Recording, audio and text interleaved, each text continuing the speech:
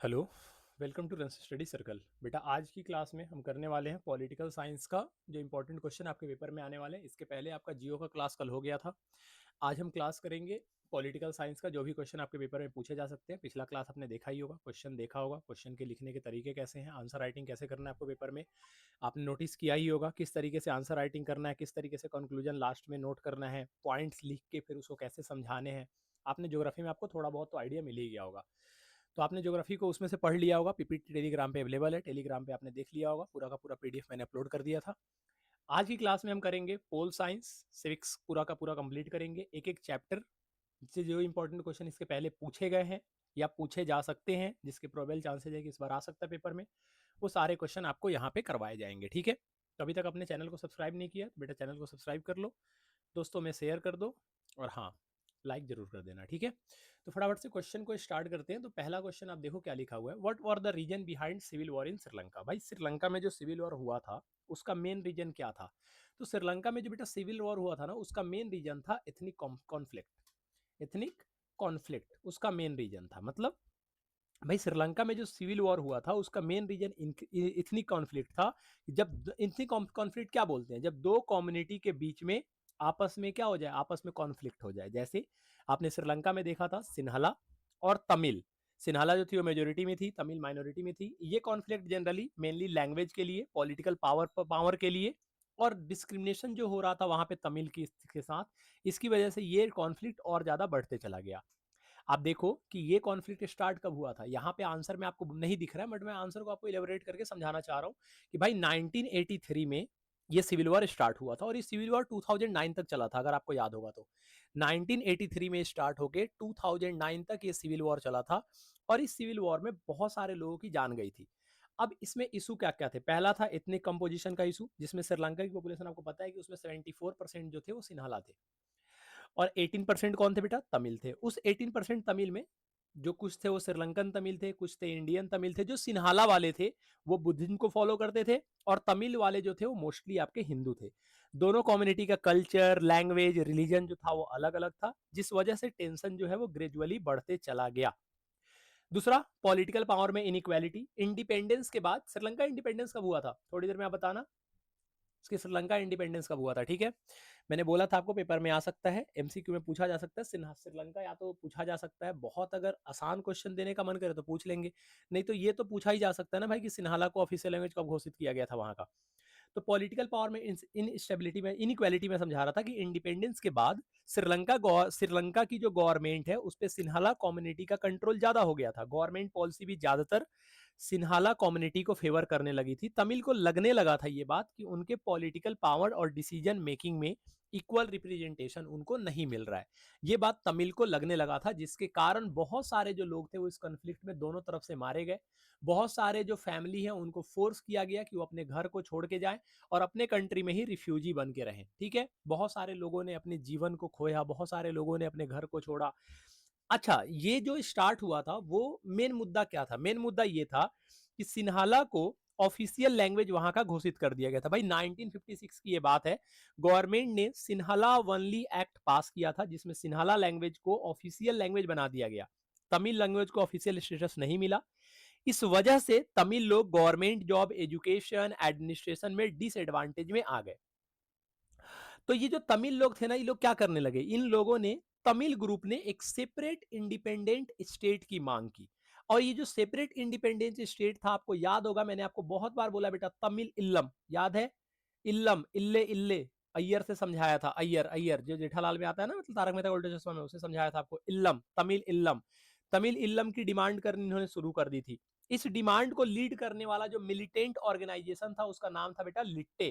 क्या था, लिट्टे। लिट्टे का फुल फॉर्म आप में से कोई बता सकता है क्या था भाई लिट्टे, अरे लिट्टे क्या था बताओ, आप में से कोई बता सकता है लिट्टे क्या था। भाई लिट्टे का मतलब है लिबरेशन टाइगर ऑफ तमिल इल्लम। क्या मतलब है, लिबरेशन टाइगर ऑफ तमिल इल्लम। इनकी डिमांड क्या थी, इनकी डिमांड थी कि भैया हमें तो चाहिए एक तमिल अलग independent state, separate independent state चाहिए। जो तमिल इल्लम की डिमांड शुरू कर दी थी इन लोगों ने। वायलेंस और सिविल वॉर स्टार्ट हुआ था 1983 में। एक मेजर वायलेंट इंसिडेंट हुआ था जिसे ब्लैक जुलाई बोला जाता है, आपके बुक में नहीं है, बट फिर भी मैं थोड़ा सा और डिफाइन करूं तो आपको ब्लैक जुलाई उसको बोला जाता है। ठीक है, 1983 में एक मेजर वायलेंट इंसिडेंट वहां पे अराइज हुआ था जिसको हम ब्लैक जुलाई के नाम से जानते हैं। इसके बाद सिन्हाला और तमिल के बीच में लार्ज स्केल वायलेंस शुरू हुआ और श्रीलंका में सिविल वॉर ऑफिशियली स्टार्ट हो गया। तो कंक्लूजन अगर मुझे ड्रॉ करना हो, जितनी मैंने सारी बातें बोली है, अगर मुझे कंक्लूड करना, मैं बार बार बोल रहा हूं बेटा, कंक्लूजन आप लिखोगे पेपर में, उसमें कोई दो राय नहीं है। आप अगर दो राय नहीं है, अगर आप चाहते हो कि पेपर में आपके मार्क्स अच्छे बने, तो आपको एक तो आंसर पॉइंट्स में लिखना पड़ेगा। दूसरा, आपको पॉइंट्स को लिखने से पहले मैं अभी आपको दिखाऊंगा 3 से 4 वर्ड्स में आपको स्टेटमेंट को बताना पड़ेगा। फिर आपको उसको डिफाइन करना पड़ेगा। अगर आप एग्जाम्पल लिख सकते हो तो और बेटर है, नहीं लिख सकते हो तो जितनी बातें आपने बताई है ना, उन सबको आपको कंक्लूड करना है। खास करके 5 मार्क्स के क्वेश्चन में तो आपको करना ही करना है, अगर अच्छे मार्क्स चाहिए तो कंक्लूड बेटा हम ऐसे कर सकते हैं कि श्रीलंका के civil war mainly ethnic discrimination, language policy और पॉलिटिकल इनइक्वालिटी के कारण हुए थे। किसके किसके कारण हुए थे बेटा? Political equality. पॉलिटिकल इक्वालिटी, अरे नहीं, इनइक्वालिटी, इक्वालिटी नहीं दिया गया, तभी तो ये सारा ड्रामा हुआ था वहां पे। पॉलिटिकल इनइक्वालिटी के कारण, सेपरेटिव स्टेट की डिमांड की वजह से हुआ। ये कॉन्फ्लिक्ट लगभग 26 साल चला था, आप समझ रहे हो, 26 ईयर तक ये कॉन्फ्लिक्ट चलते रहा। 2009 में श्रीलंकन गवर्नमेंट ने जब लिट्टे को जब डिफीट कर दिया, जब मार दिया उसके लीडर को, तब जाके ये वॉर का एंड हुआ। समझ में आया? क्लियर है? अरे क्लियर है, बताओ। नेक्स्ट क्वेश्चन है, how is the ethnic composition of Belgium very complex. अभी आपने किसका पढ़ा? श्रीलंका का। अब किसका पढ़ रहे हो? बेल्जियम का। पेपर में क्वेश्चन पूछा जा सकता है, ठीक है ना। बाकी टीचर की तरह मैं ये नहीं बोल सकता कि नहीं पूछा जाए तो ये कर लेना जो बोलोगे वो, ऐसा कुछ नहीं है भाई। पेपर में ये क्वेश्चन आते हैं, ये क्वेश्चन पूछा जाता है, आपके ही पेपर किसी ना किसी सेट में ये देखने को मिलेगा, ठीक है। तो फालतू की बातें नहीं, इधर उधर की कोई बातें नहीं, सिंपल सा क्वेश्चन है, सिंपल सा आंसर। मैं आपसे उम्मीद करता हूं कि आप आंसर को पढ़ोगे, आंसर को समझोगे। 1 सेकंड नहीं, 1 मिनट का टाइम दे रहा हूं आपको। आंसर आपकी स्क्रीन पे है, आप एक बार पढ़ लो। आपको समझ में आ गया तो बताओ, नहीं आया तो भी बताओ, मैं समझाने के लिए बैठा हूं ना भाई।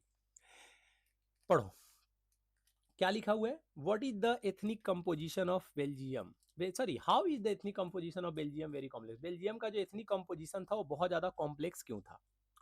देखो, मैं थोड़ा सा ना, ये तो पॉइंट आप पढ़ लोगे मैं मानता हूं, और इसका स्क्रीनशॉट ले लो, इंपॉर्टेंट तो है ही, लेकिन मैं आपको अपने लैंग्वेज में थोड़ा समझाने की कोशिश करता हूं, जिससे आपके दिमाग में मैं बैठा सकूं कि पूरी कहानी आखिर स्टार्ट कहां से हुई थी और इस कहानी में था क्या। देखो, हुआ क्या बेटा कि बेल्जियम की जो इतनी कंपोजिशन थी ना, वो काफी कॉम्प्लेक्स है, क्योंकि वहां अलग अलग लैंग्वेज और कल्चरल ग्रुप रहते हैं जो एक ही कंट्री में डिवाइडेड है। इस वजह से पॉलिटिकल और सोशल डिफरेंस भी काफी ज्यादा देखने को वहां पे मिलती है। आप बताओ, बेल्जियम का जो पॉपुलेशन है वो 3 लिंग्विस्टिक ग्रुप में डिवाइड होता है। पहला जो सबसे बड़ा जो पॉपुलेशन है वो डच है, जो कि लगभग 59% पॉपुलेशन है वहां डच की। कितना? 59% पॉपुलेशन किसकी है? डच की है। ये लोग मेनली नॉर्थ रीजन में, जिसको हम फ्लेमिश रीजन के नाम से जानते हैं, उसमें ये लोग रहते थे, ठीक है जी। दूसरा ग्रुप फ्रेंच स्पीकिंग लोग हैं, जो कि आपके वेलोनिया रीजन में रहते हैं, साउदर्न पार्ट है ये आपका बेल्जियम का, और इनकी संख्या 40% है। तो 59 और 40 कितना हो गया? 99 तो यही हो गए। तो बाकी का 1% बचा, तो वो लोग बेटा जर्मन बोलते थे। बाकी के 1% क्या बोलते थे? जर्मन स्पीकिंग कम्युनिटी से आते थे। ये लगभग 1% पॉपुलेशन है, और ये जनरली ईस्टर्न पार्ट में रहते थे। बेल्जियम के किस पार्ट में रहते थे? ईस्टर्न। तो नॉर्थ साउथ ईस्टर्न ध्यान रखना, ठीक है। हम्म हम्म यही, अगर आप ब्रुसेल्स की बात करोगे बेटा, तो ब्रुसेल्स में, ब्रुसेल्स कौन? बेल्जियम की कैपिटल। वहां पे सिचुएशन तो अलग ही कॉम्प्लेक्स हो जाती है। क्यों? क्योंकि वहां मेजोरिटी लोग फ्रेंच बोलते हैं। भाई ब्रुसेल्स में 80% लोग फ्रेंच बोलते थे, तो मेजोरिटी इनकी ज्यादा है। लेकिन ये सिटी फ्लेडर रीजन में लोकेटेड थी, जहां डच स्पीकिंग पॉपुलेशन ज्यादा, मतलब ये वैसे रीजन में आती थी ना। आप समझो, आपके बुक में नहीं है लेकिन मैं आपको समझाता हूं, थोड़ा सा सिचुएशन को राइज करता हूं, कि ये जो रीजन था ना ब्रुसेल्स, जो बेल्जियम की राजधानी है, ये उस रीजन में आता था जहां पे सबसे ज्यादा डच बोला जाता है। जैसे ये रीजन आपका नॉर्दर्न पार्ट में आता था, लेकिन ये खास करके बेल्जियम में, जिस पार्ट में बेल्जियम आता था वहां पे डच बोले जाते थे। लेकिन बेल्जियम के अंदर बेटा, बेल्जियम के अंदर सॉरी, बेल्जियम के अंदर ज्यादातर जो पॉपुलेशन थी वो फ्रेंच बोलने वालों की थी। 80% लोग फ्रेंच बोलते थे, सिर्फ 20% लोग डच बोलते थे ब्रुसल्स में। Due to the presence of multiple region, अलग अलग लैंग्वेज, अलग अलग कल्चर, अलग अलग रिलीजन डिफरेंस की वजह से इन सभी ग्रुप के बीच पॉलिटिकल और इकोनॉमिक टेंशन भी होते रहते हैं। इसी वजह से बेल्जियम में पावर शेयरिंग का स्पेशल सिस्टम डेवलप किया गया ताकि सभी कम्युनिटी को इक्वल रिप्रेजेंटेशन दिया जा सके। इसीलिए ये कहा जाता है कि complex ethnic situation of Belgium, इसीलिए कहा जाता है कि बेल्जियम की इथनिक कॉम्पोजिशन बहुत कॉम्प्लेक्स है, क्योंकि एक ही कंट्री में मल्टीपल लैंग्वेज ग्रुप्स भी अलग अलग बोलते हैं और अलग अलग रीजन में रहते हैं और उनके इंटरेस्ट भी अलग अलग होते हैं। तो इन लोगों ने अडॉप्ट किया पावर शेयरिंग को ताकि स्टेबिलिटी बनी रहे और ये जो कॉन्फ्लिक्ट उन लोगों के बीच में चल रही है, इस कॉन्फ्लिक्ट को दूर किया जा सके। बताओ समझ में आया नहीं आया? बोलो कुछ ऐसा जो समझ नहीं आया हो। मुझे तो नहीं लगता कुछ ऐसा मैंने बोला है। Sharing of power makes a country more powerful and United. अगर आप किसी भी कंट्री में पावर को शेयर करते हो तो वो कंट्री बहुत ज्यादा पावरफुल हो जाएगी और बहुत ज्यादा यूनाइटेड हो जाएगी। क्या आप इस स्टेटमेंट से अग्री करते हो? अगर हाँ तो बताइए क्यों करते हो, अगर नहीं तो बताइए क्यों नहीं करते हो। या ये क्वेश्चन दिया हो given why power sharing is desirable, power sharing हमें क्यों करना चाहिए, तो भैया आंसर आपका दोनों क्वेश्चन का यही होगा और दोनों प्रीवियस ईयर क्वेश्चन ही है, प्रीवियस ईयर क्वेश्चन ही है, पीवाईक्यू है। किस ईयर के हैं वो मैं आपको नहीं बताऊंगा, लेकिन इस साल आपके पेपर में आएगा ये मैं आपको बता देता हूं। ठीक है, कौन से रीजन के किस सेट में आएगा ये मत पूछ लेना भाई, ठीक है, पता चले घर वाले से उठा के ले जाए, है ना। तो ये काम मत कर लेना, बस ये समझ लो कि पेपर में आएगा, ज्यादा बातें नहीं, बस समझ लो कि पेपर में आएगा।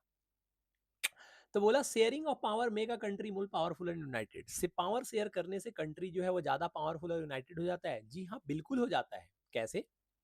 तो आप बोलोगे yes I agree that sharing of power make a country more powerful and united. जी हाँ मैं बिल्कुल इस बात से अग्री करता हूं कि पावर शेयर करने से कंट्री बहुत ज्यादा पावरफुल और यूनाइटेड हो जाती है। कैसे होती है भाई? आप इस स्टेटमेंट से अग्री करते हो ना भाई कि पावर शेयरिंग किसी भी कंट्री को ज्यादा पावरफुल और यूनाइटेड बनाती है। कैसे समझाता हूं। जब पावर सिर्फ एक ग्रुप और कम्युनिटी के पास रह नहीं होती है बल्कि सभी ग्रुप्स के बीच शेयर होती है तो डेमोक्रेसी उससे स्ट्रांग होती है और कॉन्फ्लिक्ट कम होते हैं। इस बात को हम बेल्जियम के एग्जाम्पल से भी समझ सकते हैं। सभी ग्रुप को रिप्रेजेंटेशन मिलता है पावर शेयरिंग में, सभी ग्रुप को रिप्रेजेंटेशन मिलता है। पावर शेयरिंग से सोसाइटी के डिफरेंट कम्युनिटी को गवर्नमेंट में रिप्रेजेंटेशन मिलता है। जब सभी ग्रुप डिसीजन मेकिंग में इंक्लूड होते हैं तो उन्हें लगता है कि उनकी बात सुनी जा रही है और इससे यूनिटी और ट्रस्ट बढ़ता है। तो ये कॉन्फ्लिक्ट को रिड्यूस करता है। सोशल लिंग्विस्टिक और रीजनल ग्रुप मतलब अलग अलग बोलने वाले लैंग्वेज बोलने वाले लोग रहते हैं। तो आप पावर को अगर शेयर कर दोगे ना तो सबको लगता है कि हाँ हमसे भी डिसीजन लेने में पूछा जा रहा है, हम भी इसमें कहीं ना कहीं इंक्लूड है। इससे क्या होता है? नेशन मजबूत होता है क्योंकि लोगों को लगता है कि उनके इंटरेस्ट को, उनके आइडेंटिटी को गवर्नमेंट रिस्पेक्ट दे रही है। क्लियर है? क्लियर है? तो कॉन्फ्लिक्ट और टेंशन कम होते हैं। अगर पावर सिर्फ एक ग्रुप के पास हो तो दूसरे ग्रुप को डिस्क्रिमिनेशन फील होता है। पावर शेयरिंग से इक्वालिटी का फीलिंग आता है और इथनिक और सोशल कॉन्फ्लिक्ट भी कम हो जाते हैं। तीसरा, power sharing prevent concentration of power in one person और वन ग्रुप। पावर शेयरिंग क्या करता है? एक इंसान के हाथ में सारा पावर ना हो, इससे वो क्या करता है? रिड्यूस, इससे वो हटाता है, मतलब इस चीज को वो नहीं बढ़ाता है कि पावर एक ही लोग के हाथ में दे दो। पावर शेयरिंग ये बोलता है कि भैया पावर को आप बांटो, जिससे आपकी डेमोक्रेसी प्रोटेक्ट हो रहे, प्रोटेक्टेड रहे। मतलब पावर जो हो वो किसी एक इंसान के हाथ में ना हो, पावर डिस्ट्रीब्यूट करो ताकि लोगों की इन्वॉल्वमेंट रहे, लोगों को लगे कि हाँ वो भी इंक्लूडेड है और इससे आपकी डेमोक्रेसी जो है वो प्रोटेक्ट रहे। क्लियर है? बेटर डिसीजन मेकिंग होगा अगर पावर में अगर बहुत सारे लोगों से अगर आप राय मशवरा लोगे, बहुत सारे लोग अगर इंक्लूड होंगे तो डिसीजन मेकिंग क्वालिटी भी बेहतर होगी। जब अलग अलग कम्युनिटी और लीडर डिसीजन मेकिंग में पार्टिसिपेट करेंगे तो डिसीजन ज्यादा बैलेंस और प्रैक्टिकल होगी भाई। हर ग्रुप अपने आइडिया और नीड्स को रिप्रेजेंट करेंगे तो इससे क्या होगा? सभी लोगों की डिमांड्स रखी जाएगी। It encourage political stability because decision are taken with the consultation and corporation among different group. Clear है भैया? बोलो अरे बोलो, क्लियर है? When all community participate in governance, people develop trust in the political system. अगर सभी community अगर governance में अगर पार्टिसिपेट करे तो इससे लोग जो होते हैं, people develop trust in the political system. लोगों का जो होता है वो ट्रस्ट बनता है, कंट्री में यूनिटी और स्टेबिलिटी आती है। पावर शेयरिंग से सभी ग्रुप्स को लगता है कि वो कंट्री के इंपॉर्टेंट पार्ट है। इससे नेशनल इंटीग्रेशन स्ट्रांग होती है और कंट्री पॉलिटिकल स्टेबल होती है। ठीक है, यहाँ पे शायद मैंने कंक्लूजन नहीं लिखा है, बट मैं आपको कंक्लूजन बताता हूँ। अगर कंक्लूड करना हो तो कैसे करोगे, आप बोलोगे कि पावर शेयरिंग किसी कंट्री को ज्यादा पावरफुल क्या क्या करती है। मैं यहाँ पे लिख देता हूँ पावरफुल। ठीक है, हुक लाइन लिख देता हूँ आपको, जिस तीन को आप याद करके अपना आंसर बना सकते हो। पावर शेयरिंग पावरफुल, डेमोक्रेटिक और मेरे भाई यूनाइटेड बनाती है किसी भी कंट्री को। क्या बनाती है? पावरफुल बनाती है, डेमोक्रेटिक बनाती है, यूनाइटेड बनाती है। क्योंकि ये इक्वालिटी, ये किसको किसको प्रमोट करती है बेटा? ये इक्वालिटी को प्रमोट करती है। और सर ये डेमोक्रेटिक नहीं, सॉरी सॉरी सॉरी, डेमोक्रेटिक लिख दिया, पार्टिसिपेशन, पार्टिसिपेशन और कोऑपरेशन, मतलब सब साथ मिलके रहेंगे, सबको इंक्लूड किया जाएगा। ठीक है, कोऑपरेशन को प्रमोट करती है। अगर पावर शेयर ना हो तो कॉन्फ्लिक्ट और सिविल वॉर जैसी सिचुएशन आ जाती है, जैसा कि हमने श्रीलंका में देखा था। अब बेल्जियम के बारे में पढ़ लेते हैं थोड़ा सा बेटा, रिवाइज कर लेते हैं। बेल्जियम की पॉपुलेशन आपको पता है 1 करोड़ है, लगभग 10 मिलियन लोग वहां पे रहते हैं। 59% लोग डच बोलते थे, ये फ्लेमिश रीजन में रहते थे, जो कि आपका बेल्जियम का नॉर्दर्न पार्ट है। वेलोनिया रीजन में, जो कि आपका बेल्जियम के साउथ पार्ट में है, उसमें फ्रेंच बोलने वालों की संख्या कितनी थी? 40% लोग फ्रेंच बोलते थे और वो इस पार्ट में रहते थे। 1% लोग जर्मन बोलते हैं, जो कि आपका ईस्टर्न पार्ट में रहते थे। जबकि उसके ब्रुसेल्स सिटी की बात करोगे तो 80% लोग फ्रेंच बोलते हैं और 20% लोग बेटा डच बोलते हैं। और ये कहाँ पे है? ये रीजन कौन सी है? डच स्पीकिंग रीजन है, मतलब ये आपका फ्लेमिश रीजन में पड़ता है। कौन? ब्रुसेल्स फ्लेमिश रीजन में पड़ता है। ठीक है, क्लियर है? चलो श्रीलंका की देख लो। श्रीलंका, श्रीलंका है ना, विश्व कप से बाहर हो गया। अच्छा खेला बट बाहर हो गया, है ना। होली कैसी गई आपकी, ये बताओ पहले। होली बढ़िया, होली बढ़िया क्या? कलर वलर ठीक है या अभी लगा ही हुआ है ना? बताओ बताओ, होली अच्छा गया? होली के दिन भी पढ़ना पड़ रहा है, कोई बात नहीं। होली के दिन भी पढ़ना पड़ रहा है, कोई बात नहीं भाई, पढ़ लेंगे, है ना। पढ़ना तो पड़ेगा ना मेरे भाई, पेपर है आपका, है ना। चलो, होली मिल गई, आपकी भी मेरी भी अच्छी बनी होगी। फटाफट से आप थोड़ा सा अपना फोकस यहाँ पे बढ़ाते हैं। पेपर 2-3 दिन और 2 दिन और रह गए, पेपर खत्म कर लो, उसके बाद फिर होली दिवाली सब मनाते रहना, एक ही दिन सब मना लेना, ठीक है। चलो, तो श्रीलंका में 74% लोग जो हैं वो सिन्हाला बोलते हैं, 18% लोग तमिल बोलते हैं और 13% लोग आपका 18 में से दो हिस्सों में बांट दो ना, तो एक 13% हो गया, एक 5% हो गया। तो 13% श्रीलंकन तमिल वाले हो गए, 5% आपके इंडियन तमिल हो गए। 7% लोग वहाँ पे क्रिश्चियन बोलते हैं। लैंग्वेज डेटा में बात करोगे तो सिन्हाला बोल जो है वो मेजोरिटी में थे। तमिल जो है वो आपका क्या है? अच्छा, ये श्रीलंका आजाद कब हुआ था इंडिया से? 1 साल बाद में, 1948 में। कहा कितने में? 1948 में, 1948 में। क्लियर है? चलो, तो 80% ये तो हो गया था। सिन्हाला को ऑफिशियल लैंग्वेज घोषित कर दिया 1956 में, जिससे कि ये बता ही दिया आपको, डिटेल में बता दिया था, जिससे कि सिन्हाला और तमिल में कॉन्फ्लिक्ट स्टार्ट हो गया था। What is the difference between horizontal and vertical power of distribution? आपको पता नहीं कितनी बार बोला है ना। तो इसमें भी स्टार बना लो। वैसे तो सारे स्टार वाले क्वेश्चन है, लेकिन आने की प्रोबेबिलिटी इसकी बहुत हाई है। ठीक है, चलो क्वेश्चन पढ़ो। What is the difference between vertical distribution and horizontal distribution of power? बता सकते हो आप?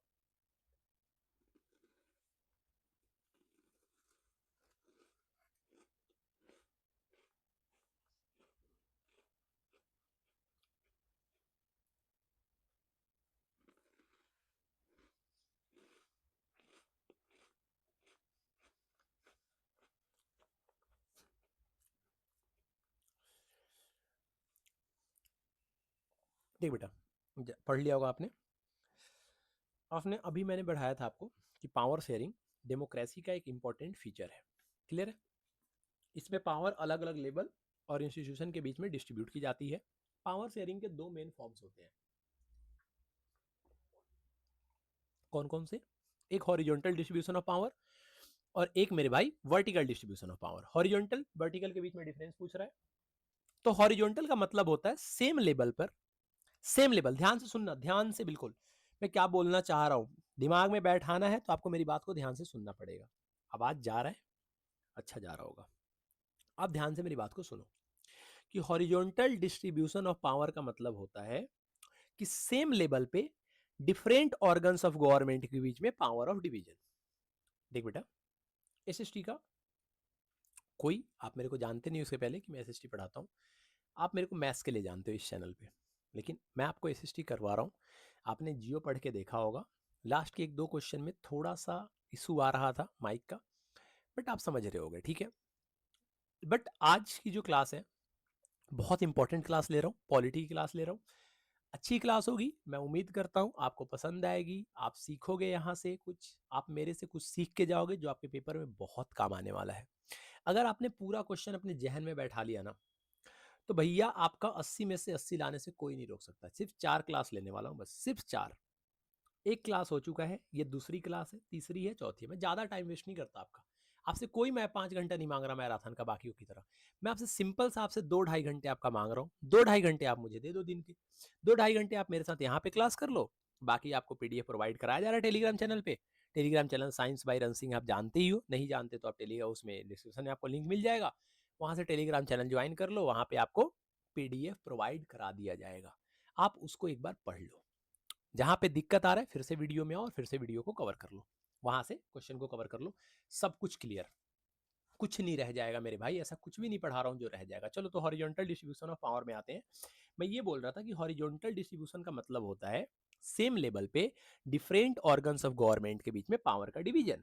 इसमें पावर मेनली 3 लोगों में बांटा जाता है। कौन कौन से हॉरिजॉन्टल में आते हैं? लेजिस्लेटिव, एग्जीक्यूटिव और जुडिशियरी। लेजिस्लेचर क्या करती है बेटा? लेजिस्लेचर का काम होता है लॉ बनाना, लेजिस्लेचर का काम होता है मेकिंग लॉ, लॉ बनाना। एग्जीक्यूटिव का काम होता है लॉ को इंप्लीमेंट करना। क्या करना बेटा? लॉ को इंप्लीमेंट करना, इंप्लीमेंट लॉ। और जुडिशियरी का काम क्या होता है? जुडिशियरी का काम होता है इंटरप्रेट करना, मतलब इंश्योर करना, इंश्योर करना कि लॉ जो है वो कॉन्स्टिट्यूशन के अकॉर्डिंग है या नहीं है। समझ गए आप? Legislature, executive, judiciary. अच्छा, इस सिस्टम को हम चेक एंड बैलेंस भी सिस्टम बोलते हैं, आप जानते हो ना, इस सिस्टम को हम क्या बोलते हैं? चेक एंड बैलेंस सिस्टम बोलते हैं। आते हैं अभी उस पे, ठीक है। वर्टिकल डिस्ट्रीब्यूशन ऑफ पावर का मतलब क्या होता है? उसका मतलब होता है कि डिफरेंट लेवल, वहां पे क्या था? ऑर्गन्स, यहाँ पे क्या है? Level. Different level of government के बीच में पावर का डिवीजन। इसमें पावर सेंट्रल और उससे lower level of lower level of government के बीच में पावर डिस्ट्रीब्यूट होती है। इस सिस्टम को फेडरल सिस्टम भी कहा जाता है। इस सिस्टम को क्या कहा जाता है? फेडरल सिस्टम भी कहा जाता है। इसमें यूजुअली 3 लेवल होते हैं। पहला सेंट्रल गवर्नमेंट, दूसरा स्टेट गवर्नमेंट और तीसरा लोकल गवर्नमेंट। सेंट्रल गवर्नमेंट मतलब यूनियन गवर्नमेंट, स्टेट गवर्नमेंट जो अलग अलग राज्य में होता है, और लोकल गवर्नमेंट जिसमें आपका 2 आते हैं, पंचायत और म्यूनिसिपैलिटी, ठीक है। तो हॉरिजॉन्टल हो गया, सेंट्रल, स्टेट और ये, सॉरी वर्टिकल। हॉरिजॉन्टल डिस्ट्रीब्यूशन में पावर जो होता है सेम लेवल ऑफ गवर्नमेंट में शेयर किया जाता है, वर्टिकल में पावर जो होता है वो हायर और लोअर लेवल ऑफ गवर्नमेंट में शेयर किया जाता है। हॉरिजॉन्टल डिस्ट्रीब्यूशन को हम चेक एंड बैलेंस बोलते हैं, क्योंकि इसमें जुडिशियरी होता है, इसमें कोई भी ऑर्गन पावरफुल नहीं होता है। जुडिशियरी जो होता है, अगर लेजिस्लेचर कोई लॉ बनाती भी है तो जुडिशियरी के पास ये पावर होता है कि वो इंटरप्रेट करती है, वो देखती है, अगर उसे लगता है कि ये कॉन्स्टिट्यूशन के अकॉर्डिंग नहीं है तो वो उसे होल्ड पे भी डाल सकती है। क्लियर है? तो लेकिन वर्टिकल डिस्ट्रीब्यूशन में जो होता है प्रॉपर एडमिनिस्ट्रेशन होता है कंट्री का, क्योंकि पावर को क्या कर दिया जाता है? डिवाइड कर दिया जाता है। और ये आप बोल सकते हो कि देखो होता क्या है कि हॉरिजॉन्टल में कोई भी ऑर्गन्स, इंस्टीट्यूशन बहुत पावरफुल नहीं बन पाता है और पावर को मिसयूज नहीं कर पाता है। जैसे इंडिया का एग्जांपल बताता हूँ। इंडिया में पार्लियामेंट लॉ बनाती है, गवर्नमेंट उन्हें इंप्लीमेंट करती है और कोर्ट इंश्योर करती है कि सब कुछ कॉन्स्टिट्यूशन के अकॉर्डिंग ही हो। ये गवर्नमेंट क्या करती है? ये इंश्योर करती है मेरे भाई कि सब कुछ जो हो कॉन्स्टिट्यूशन के अकॉर्डिंग ही हो। ठीक है? क्लियर है? Horizontal distribution is mainly seen in democratic government. Horizontal distribution आपको डेमोक्रेटिक में देखने को मिलता है, लेकिन वर्टिकल जो है वो आपको फेडरल में देखने को मिलता है। फेडरल का मतलब ये होता है पावर को बांटना। हॉरिजॉन्टल डिस्ट्रीब्यूशन आपको जनरली डेमोक्रेटिक गवर्नमेंट में मिलता है, तो भैया इंडिया में इसलिए देखा जाता है कि इंडिया डेमोक्रेटिक गवर्नमेंट भी है और इंडिया फेडरल स्टेट भी है, तो इंडिया में आपको दोनों चीजें देखने को मिलता है। इंडिया में आपको हॉरिजॉन्टल भी डिस्ट्रीब्यूशन देखने को मिलता है और वर्टिकल भी देखने को मिलता है। वर्टिकल में क्या होता है भैया?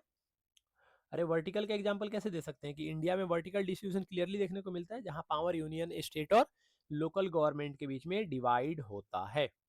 ठीक है भाई, अगर मुझे इन सभी बातों को कंक्लूड करना हो तो जल्दी कंक्लूड करते हैं, तो हम ये बोल सकते हैं कि हॉरिजॉन्टल और डिस्ट्रीब्यूशन दोनों डेमोक्रेसी को स्ट्रांग बनाते हैं। हॉरिजॉन्टल डिस्ट्रीब्यूशन पावर के मिसयूज को रोकता है और वर्टिकल डिस्ट्रीब्यूशन डिफरेंट रीजन को ऑटोनॉमी देता है, जिससे गवर्नमेंट ज्यादा इफेक्टिव और बैलेंस हो जाती है। क्लियर है?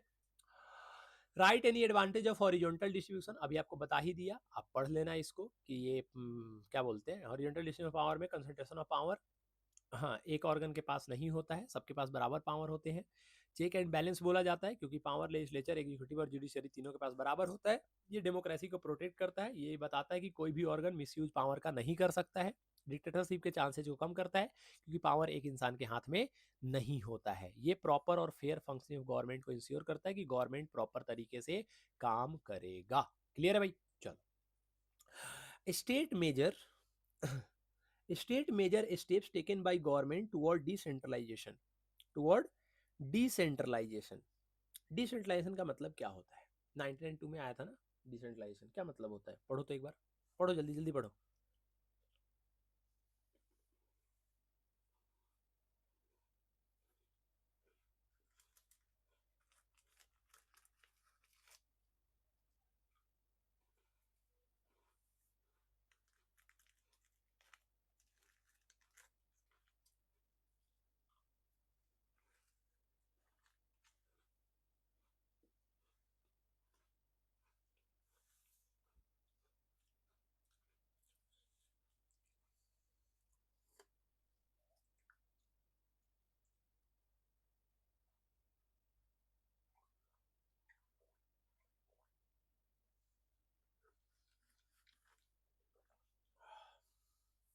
पढ़ लिया? हो गया होगा आपका। देखो, इंडिया में डिसेंट्रलाइजेशन का मतलब होता है पावर को सेंट्रल और स्टेट गवर्नमेंट से लेके लोकल लेवल पे विलेज और सिटी तक ट्रांसफर करना, ताकि लोकल लोग अपने एरिया के डिसीजन खुद ले सके। गवर्नमेंट ने डिसेंट्रलाइजेशन को स्ट्रेंथन करने के लिए इंपॉर्टेंट स्टेप्स लिए हैं, जिसमें पहला स्टेप्स ये है कि लोकल गवर्नमेंट को कॉन्स्टिट्यूशनल स्टेटस दिया गया। लोकल गवर्नमेंट को कॉन्स्टिट्यूशनल स्टेटस दिया गया 1992 में 73rd और 74th कॉन्स्टिट्यूशन अमेंडमेंट पास किए गए। 73rd से पंचायत और 74 से म्यूनिसिपैलिटी को कॉन्स्टिट्यूशनल स्टेटस मिला। इससे लोकल गवर्नमेंट को लीगल रिकॉग्नाइजेशन और अथॉरिटी दी गई। सब कुछ पढ़ा रहा हूँ, सब कुछ समझा रहा हूँ बेटा। रेगुलर इलेक्शन करना कंपलसरी बनाया गया, मतलब ये जो अमेंडमेंट हुआ था उसके बाद ये रूल बनाया गया कि हर 5 साल में पंचायत और म्यूनिसिपल बॉडी के इलेक्शन कराए जाएंगे। मुझे पता है बेटा आपको इसका आंसर आता है, लेकिन क्या आप अच्छे से पॉइंट में लिख सकते हो? क्या आप इंश्योर कर सकते हो कि आप जो बातें लिख रहे हो पेपर में सही है? क्या आपके अंदर इतना कॉन्फिडेंस है कि आप श्योर शॉर्ट बता सकते हो कि भैया मैं जो आंसर लिख रहा हूँ वो पूरा का पूरा आंसर मुझे दे देगा? नहीं है तेरे अंदर कॉन्फिडेंस, मुझे पता है ना, नहीं है तेरे अंदर कॉन्फिडेंस। तो देख क्यों नहीं रहा स्क्रीन पे? अच्छे से देख, पढ़। कौन रोक रहा है भाई पढ़ने में? फोन तेरे हाथ में है, देख स्क्रीन पे, समझा रहा हूं मैं जो बातों को सुन और कनेक्ट करने की कोशिश कर जो लिखा हुआ है। कैसे नहीं समझ में आएगा? दिमाग में घुसा दूंगा, ठीक है, पूरी की पूरी चीज अंदर तक जाएगी बिल्कुल। अबे यार इसकी बात कर रहा हूं, ठीक है, समझ में अच्छे से आएगा, ध्यान से सुन। तो रेगुलर इलेक्शन करना कंपलसरी बना दिया कि हर 5 साल में भाई पंचायत और म्यूनिसिपल बॉडी के इलेक्शन कराए जाएंगे, ताकि लोकल डेमोक्रेसी कंटिन्यूअसली चलती रहे। रिजर्वेशन सिस्टम को इंट्रोड्यूस किया गया। लोकल गवर्नमेंट इंस्टीट्यूशन में एससी, एसटी और वुमेन्स के लिए सीट रिजर्व की गई। कम से कम 1/3 सीटें तो बेटा रिजर्व कर दी ही गई। किसके लिए? वुमेन्स के लिए। एससी, एसटी और ओबीसी के लिए रिजर्व की गई सीटें। मैंडेटरी किया गया कि रेगुलर इलेक्शन होगा लोकल बॉडीज का। 1/3 सीटें महिलाओं के लिए किया गया। एक नया इंडिपेंडेंट इंस्टीट्यूशन बनाया गया जो किसी के दबाव में नहीं आएगा और वो करवाएगा इलेक्शन, और उसका नाम रखा गया स्टेट इलेक्शन कमीशन। ताकि ये स्टेट इलेक्शन कमीशन क्या करेगी, कंडक्ट करेगी पंचायत और म्यूनिसिपल इलेक्शन को। कितना आसान पॉइंट दे रखा है मैंने कि लोकल बॉडी इलेक्शन को कंडक्ट करने के लिए स्टेट इलेक्शन कमीशन बनाया गया जो फ्री और फेयर इलेक्शन इंश्योर करते हो। एक क्वेश्चन मेरा आपसे है कि स्टेट में जो सीएम का जो इलेक्शन होता है जिसको हम बोलते हैं असेंबली इलेक्शन, या जो एमपी का इलेक्शन होता है, वो इलेक्शन कौन करवाता है? क्या वो स्टेट इलेक्शन कमीशन करवाती है? आप जवाब दोगे नहीं भैया। कौन करवाती है? Election commission of Europe. अब इंडिया। क्या? इंडिया। ठीक है। तो स्टेट इलेक्शन कमीशन का फॉर्मेशन होता है, लोकल बॉडी इलेक्शन को कंडक्ट करने के लिए स्टेट इलेक्शन कमीशन बनाया गया जो फ्री और फेयर इलेक्शन इंश्योर करती है कि भैया इलेक्शन जो होगा फ्री होगा। अब सब कुछ आपने बना दिया तो पैसा तो दोगे, नहीं तो काम कैसे करेगा? आपने किसी को अथॉरिटी दे दी कि ले भाई तेरी जिम्मेवारी, यहाँ से तू घर संभाल। अरे तो घर कब संभालेगा? पैसे दोगे तब तो संभालेगा। तो स्टेट गवर्नमेंट को ये इंश्योर करती है स्टेट गवर्नमेंट कि भैया आपको अपना पावर्स और रिवेन्यू भी लोकल गवर्नमेंट के साथ शेयर करना पड़ेगा। नहीं तो बंदा को आपने बना दिया, आपने उसको पावर दे दी, जब पैसे नहीं दोगे तो काम कैसे करेगा? तो आपको पैसा देना पड़ेगा तभी जाके वो काम करेगा। मतलब आप उसको फाइनेंशियल पावर दोगे, रिस्पॉन्सिबिलिटी दोगे लोकल गवर्नमेंट को। फाइनेंशियल पावर स्टेट गवर्नमेंट के टैक्सेस जो स्टेट गवर्नमेंट कलेक्ट करती है उसमें से कुछ शेयर लोकल गवर्नमेंट को देती है। उसमें लोकल गवर्नमेंट क्या करती है? लोकल गवर्नमेंट उस पैसों से अपने एरिया की प्रॉब्लम्स को डायरेक्टली सॉल्व कर लेती है। तो if we have to conclude all these statement in one और टू लाइन, तो हम क्या बोल सकते हैं? तो वी कैन से दैट कि इस स्टेप्स की वजह से डिसेंट्रलाइजेशन स्ट्रांग बनती है and local people participate in government activity, या it is compulsory, it is a way in which local people participate in democracy that makes our democracy strong. वो हमारे डेमोक्रेसी को क्या करती है? स्ट्रांग बनाती है, क्योंकि एक ग्रास रूट लेवल का भी लोग, एक लोकल लेवल का भी लोग डेमोक्रेसी में, मतलब गवर्नमेंट में आने का मद्दा रखता है। उसके अंदर ये ताकत आ जाती है कि वो गवर्नमेंट तक भी आ सकता है। क्लियर है? चलो, right the difference between coming together and holding together. आज के बाद कमिंग टुगेदर, होल्डिंग टुगेदर में आपको कोई भी दिक्कत नहीं रह जाएगा। मैं आपको समझाता हूं कमिंग टुगेदर का मतलब क्या होता है, समझना भाई। सिंपल लैंग्वेज में अगर आपको बोलूं ना मैं, तो कमिंग टुगेदर में अलग अलग इंडिपेंडेंट स्टेट, वर्ड्स फिर बोल रहा हूं, ध्यान से सुनना, ये भी इंपॉर्टेंट है। इंपॉर्टेंट है, अरे बहुत ज्यादा इंपॉर्टेंट है। क्या बोलते हैं बहुत ज्यादा को? वीवीआईपी लिख दे। लिख दे भाई वीवीआईपी। अरे वीवीआई छोड़, वीवी 4 बार लिखाई। Very very very very very important important important important important and फिर वेरी इंपॉर्टेंट। इतना इंपॉर्टेंट है क्वेश्चन, है ना? अरे प्री बोर्ड दिया था ना तुमने, प्री बोर्ड में आया तो था तुम्हारे। कमिंग टुगेदर होल्डिंग टुगेदर क्या होता है? सुनो ध्यान से बात को जो मैं बता रहा हूं, सुन ले भाई। कि अलग अलग इंडिपेंडेंट स्टेट या रीजन अपनी मर्जी से मिलकर एक फेडरेशन बनाते हैं, तो उसे हम बोलते हैं कमिंग टुगेदर फेडरलिज्म। ये states security, economic growth and political stability के लिए यूनाइट होते हैं। इस प्रोसेस में स्टेट अपनी स्वर्निटी को कुछ पार्ट, स्वर्निटी का कुछ पार्ट, अपने हिस्से का कुछ पार्ट सेंट्रल गवर्नमेंट को दे देती है। इस सिस्टम की सबसे इंपॉर्टेंट फीचर ये होती है बेटा कि स्टेट और सेंटर के पास ऑलमोस्ट इक्वल पावर होते हैं। स्टेट को काफी ऑटोनॉमी मिलती है और सेंट्रल गवर्नमेंट उसका उस पर ज्यादा कंट्रोल नहीं होता। इस टाइप के फेडरलिज्म जनरली उस कंट्री में किए जाते हैं जहां पे पहले अलग अलग स्टेट इंडिपेंडेंट थे और बाद में उन्होंने एक स्ट्रॉन्ग कंट्री बनने का डिसीजन लिया। In the coming together federation, independent state voluntarily unite to form a freedom, where in a holding together federalism a large country divide power between the central government and state government. बताओ, यही चीज आपको बताया। अरे बोला अभी मैंने यही चीज, चलो होल्डिंग नहीं बोला, बोल देता हूँ, अब होल्डिंग बोल देता हूँ भाई। कि होल्डिंग टुगेदर फेडरलिज्म में होता क्या है, ध्यान से सुनियो भाई। कि एक बड़ा कंट्री अपनी यूनिटी मेंटेन करने के लिए पावर को सेंटर और स्टेट के बीच में डिवाइड करती है। होल्डिंग टुगेदर फेडरलिज्म में एक बड़ी कंट्री अपने यूनिटी को मेंटेन करने के लिए पावर को सेंटर और स्टेट के बीच में डिवाइड करती है। इस सिस्टम में central government usually state government से ज्यादा पावरफुल होता है। कमिंग में क्या होता है, सभी स्टेट जो होते हैं वो बराबर पावर होते हैं, लेकिन होल्डिंग में सेंट्रल गवर्नमेंट के पास ज्यादा पावर होता है स्टेट गवर्नमेंट से, क्योंकि सेंट्रल गवर्नमेंट ने पावर दे रखा है बाकियों को, वहां पे बाकी मिलके पावर देते हैं सेंट्रल गवर्नमेंट को, यही अंतर होता है। ये थर्ड नंबर पॉइंट है, फर्स्ट नंबर नहीं है, ये थर्ड नंबर है, ये फोर्थ नंबर है, और ये भाई साहब फिफ्थ नंबर पॉइंट है। In a coming together federation the state are independent before forming the union. Coming together में जो स्टेट थे वो इंडिपेंडेंट थे, उन तब जाके वो बाद में यूनाइट हुए, लेकिन होल्डिंग में ऐसा नहीं था। होल्डिंग में कंट्री पहले से यूनाइटेड थी, सिर्फ पावर को डिवाइड किया गया। क्लियर है? क्लियर है? चलो, कमिंग टुगेदर फेडरलिज्म आज are form to increase security and economic strength, while holding together federation are created to manage a large and diverse country effectively.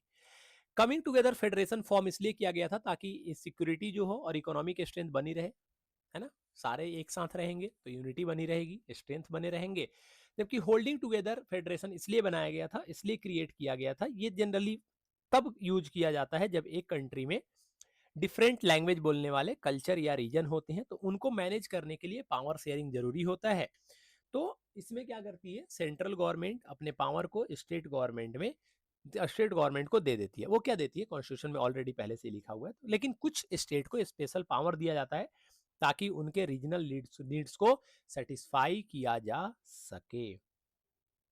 ठीक है, तो आप एग्जाम्पल के ले सकते हो कि कमिंग टुगेदर के एग्जाम्पल कौन कौन है भैया, यूनाइटेड स्टेट, स्विट्जरलैंड, और चलो दो ही ले लेते हैं, यूनाइटेड स्टेट और स्विट्जरलैंड ले लेते हैं। यूनाइटेड स्टेट हो गया, स्विट्जरलैंड हो गया, ऑस्ट्रेलिया में भी तो है यार, है ना, तो ऑस्ट्रेलिया भी ले लो। ऑस्ट्रेलिया, इंडिया में है आपका, होल्डिंग टुगेदर आपका इंडिया में है, स्पेन में है, और आपने अभी थोड़ी देर पहले पढ़ा ही है, बेल्जियम। ठीक है, कौन, बेल्जियम। क्लियर है? चलो, आठवां नंबर क्वेश्चन पे आते हैं, ग्राम पंचायत का फंक्शन क्या होता है। भाई ग्राम पंचायत का बड़ा सिंपल सा फंक्शन होता है। ग्राम पंचायत करती क्या है, ग्राम पंचायत क्या करती है, ग्राम पंचायत जितने भी पूरे गांव का डिसीजन होता है वो डिसीजन मेकिंग करती है, डिसीजन लेती है। पंचायत जो होता है वो ग्राम सभा के अंडर में काम करता है। All the voter in the village are its member, village में जितने भी वोटर होते हैं वो इसके मेंबर होते हैं।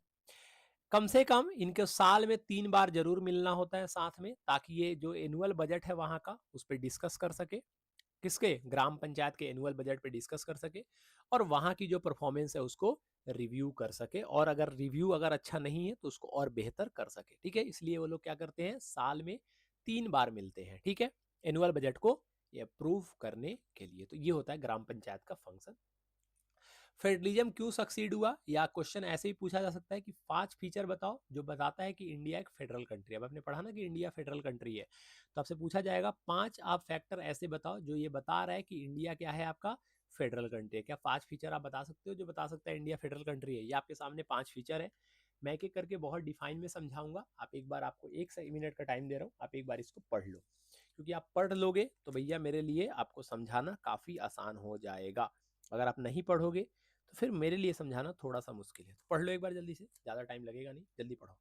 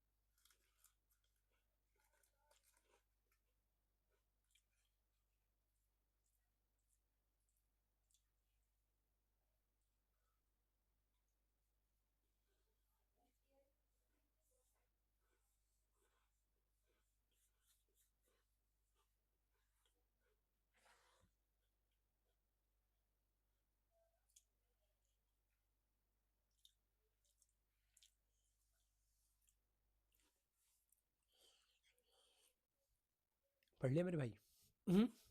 Y federalism succeed in India, federalism India में सक्सीड क्यों करा?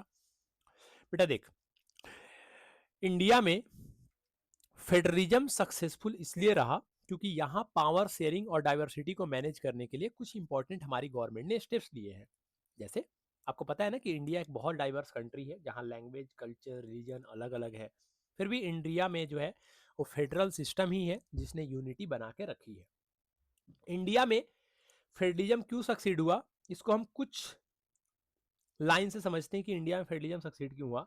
भाई, linguistic recognisation of state, the creation of linguistic state allow people of same language and culture to live together which reduce conflict and strengthen national unity। 1956 में state को mainly language के basis पे recognise किया गया था। इससे different linguistic group को अपनी आइडेंटिटी मिली और उनको रिप्रेजेंटेशन मिला और कॉन्फ्लिक्ट जो है वो कम हो गया। क्लियर है? India allow a flexible language policy. Flexible language policy का मतलब, भाई इंडिया का जो कॉन्स्टिट्यूशन है फ्लेक्सिबल कॉन्स्टिट्यूशन है। मतलब इंडिया का कॉन्स्टिट्यूशन सेंट्रल और स्टेट के पावर को क्लियरली डिफाइन करता है। इंडिया का कॉन्स्टिट्यूशन सेंट्रल और स्टेट के पावर को क्लियरली डिफाइन करता है। जैसे आप देखो ना कि हमारे यहाँ पे हिंदी और जो इंग्लिश है, क्या बोल रहा हूं मैं, हमारे यहाँ पे जो हिंदी और जो इंग्लिश है वो ऑफिशियल वर्क के लिए यूज किया जाता है। बाकी बहुत सारे लैंग्वेज है भाई, शेड्यूल लैंग्वेज उसको बोलते हैं, जिसको एक रिकॉग्नाइजेशन मिला है कि आप उस पे उस लैंग्वेज में पढ़ सकते हो, उस लैंग्वेज में बात कर सकते हो और उस लैंग्वेज में आप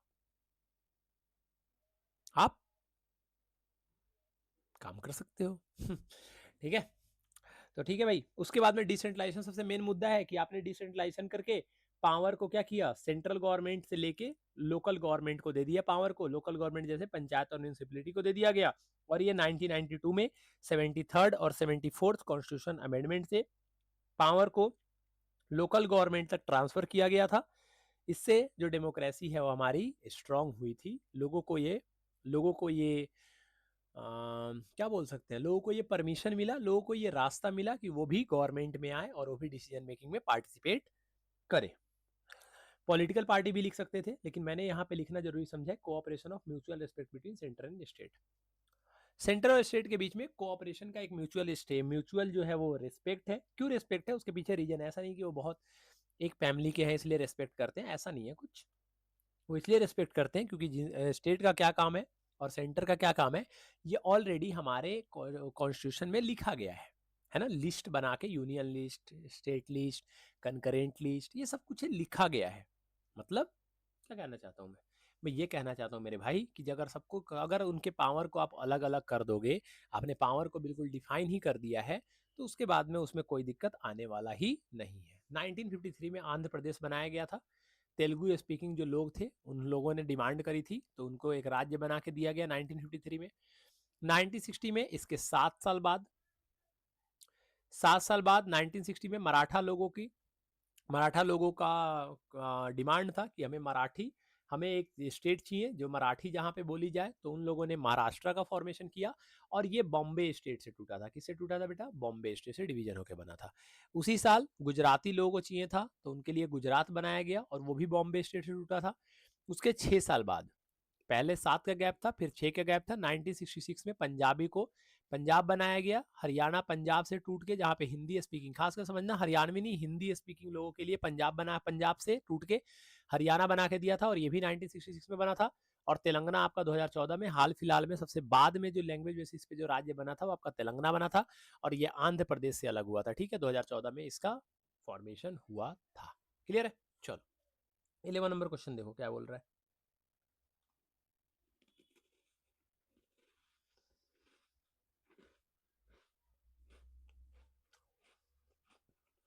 पढ़ो। बोल रहा है इन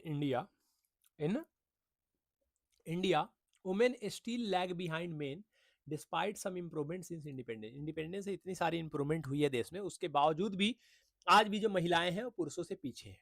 क्या आप इस स्टेटमेंट को सपोर्ट करते हो? और इसको सपोर्ट करते हो तो एग्जांपल से बताओ। देखो ध्यान से मैं समझाता हूँ आपको कि इंडिया में जो वुमेन्स का कंडीशन है वो इम्प्रूव हुआ है इंडिपेंडेंस के बाद में। जैसे एजुकेशन लेवल पे, एम्प्लॉयमेंट में, पॉलिटिकल पार्टिसिपेशन में महिलाओं की भागीदारी बढ़ी है।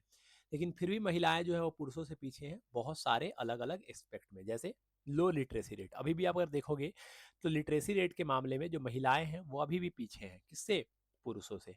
बहुत सारे गर्ल रूरल एरिया में अभी भी ऐसी हैं जो जिनको इक्वल अपॉर्चुनिटी एजुकेशन में नहीं मिल पाता। एक लिमिट समय तक उनको पढ़ाया जाता है, उसके बाद वो पढ़ना नहीं चाहती है, या तो पढ़ना भी चाहती है तो उनको पढ़ाया नहीं जाता है। रीजन बहुत अलग अलग हो सकते हैं, बट फैक्ट तो बेटा यही है।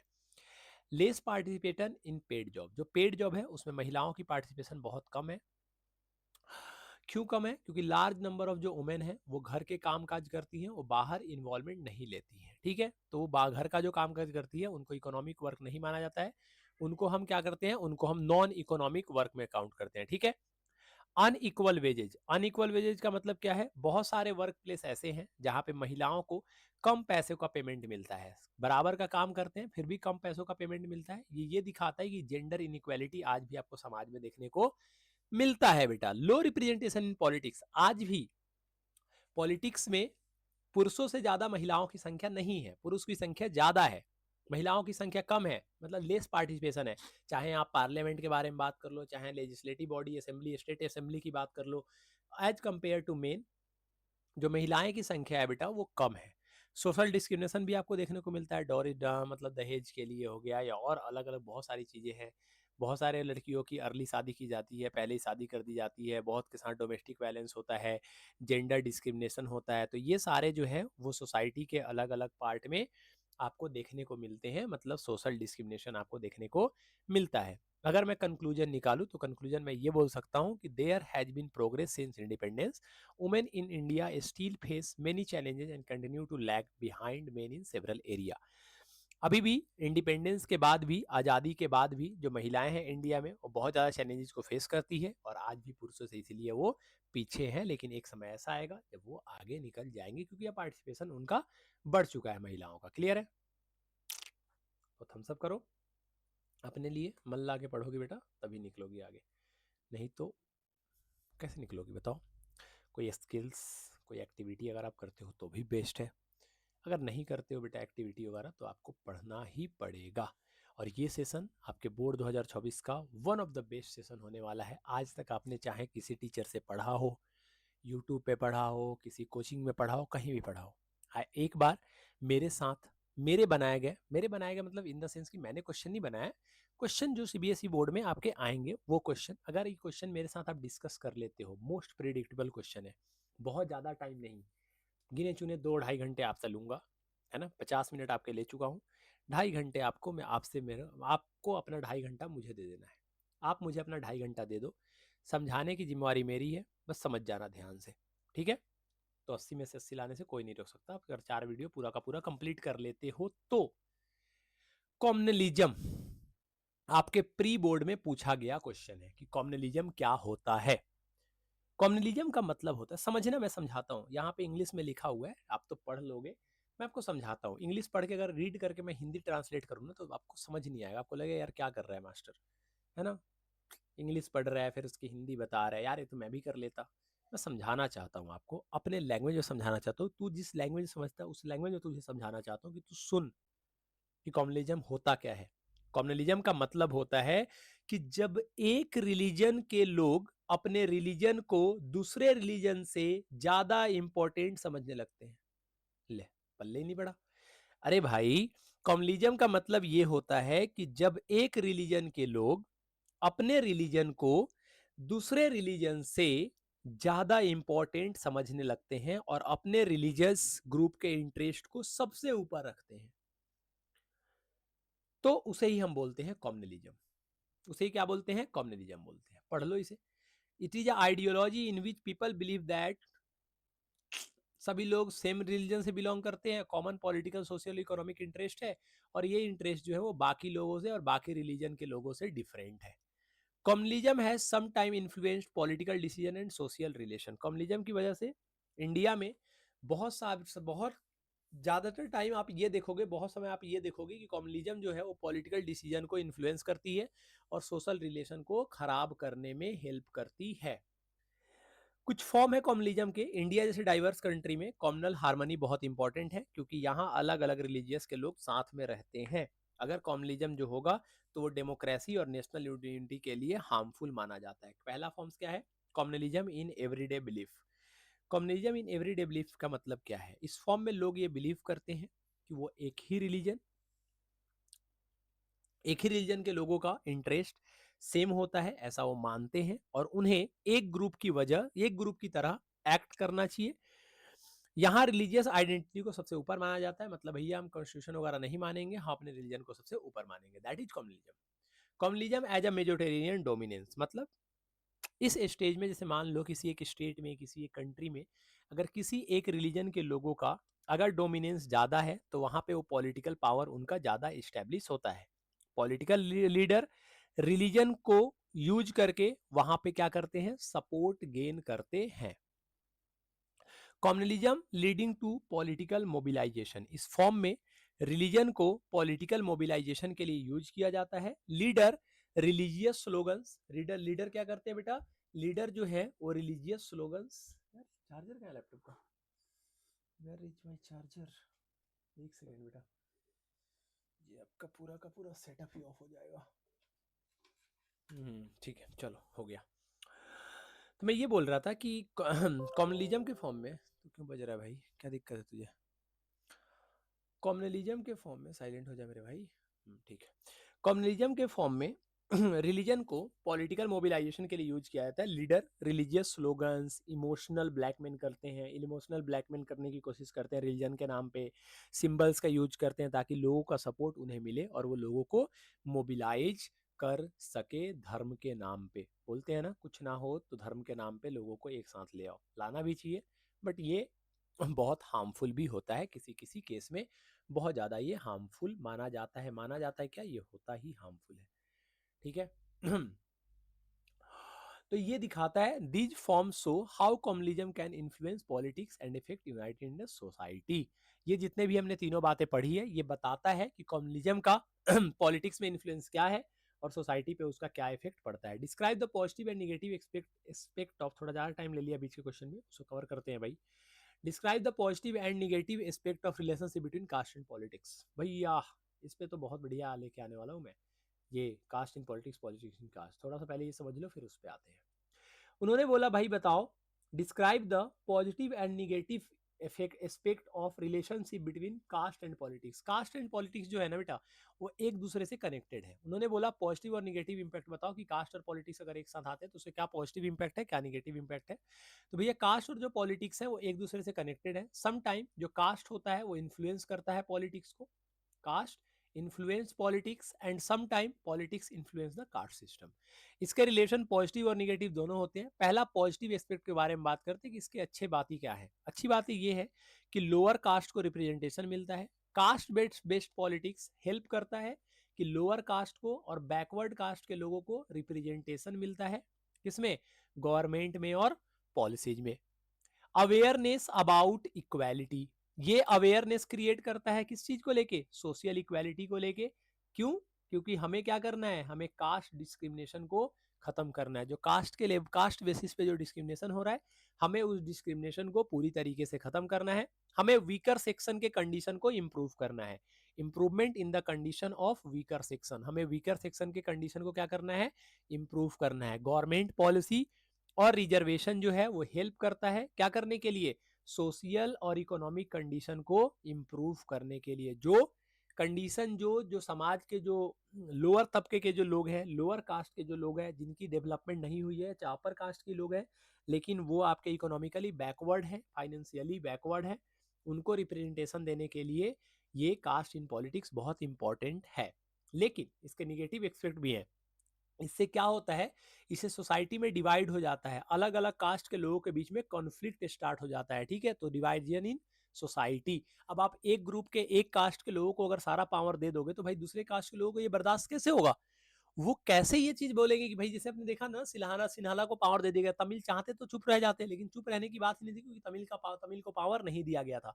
उनको अपने राइट्स का पता था, उन्होंने इस चीज को लेकर बड़ा कॉन्फ्लिक्ट खड़ा किया पूरे के पूरे श्रीलंका में। और जिसका रीजन ये हुआ कि बाद में श्रीलंका में भले टाइम लग गया लेकिन सिन्हला वालों ने तमिल वाले को रिप्रेजेंटेशन दिया। तो डिवीजन इसे सोसाइटी में क्रिएट होगा भैया, कॉन्फ्लिक्ट होना स्टार्ट होगा। Focus on caste institute of development, बहुत सारे केस ऐसे होते हैं जिसमें पॉलिटिकल पार्टी का कास्ट को ही खुश करने के लिए कि इस कास्ट को खुश करना है, दूसरे कास्ट को खुश करना है, तो इन सब बातों पे उनका सारा ध्यान चला जाता है, तो पढ़ने पे, जॉब पे, डेवलपमेंट में नहीं जाता। अब आपका देखो ना, आपका सारा ध्यान रील्स पे रहता है, आपका सारा ध्यान मैसेज पे रहता है कि कौन मैसेज दिए किया, कौन मैसेज नहीं किया, इसको रिप्लाई करना है, ये करना है, वो करना है। बेटा बहुत टाइम है, कर ले 11th-12th आराम से करियो, ठीक है। अभी जो तू कर रहा है ना, 1-2 साल बाद ख़त्म ही हो जाने हैं सब, कुछ नहीं रहने वाला, ठीक है। पर्सनल एक्सपीरियंस से बता रहा हूँ, कुछ नहीं रहेगा तेरे साथ, ठीक है। तेरे साथ वही रहेगा जो आज से 2 साल बाद तेरे साथ होगा, 3 साल बाद तेरे साथ होगा, 4 साल बाद तेरे साथ, 4 साल बाद जो तेरे साथ होगा ना, वो तेरे साथ हमेशा रहेगा। तू समझ रहा है ना मैं क्या बोल रहा हूँ, किस चीज़ के बारे में बोल रहा हूँ? समझदार हो तुम, समझ जाओ। तो ये सब जो आज कर रहे हो ना, कुछ नहीं रखा भाई, पढ़ाई लिखाई कर लो, ठीक है, फोकस कर लो, या जो काम कर रहे हो उसे फोकस कर लो। 2 चीज़ों पे अगर दौड़ोगे, कहीं के नहीं रह जाओगे।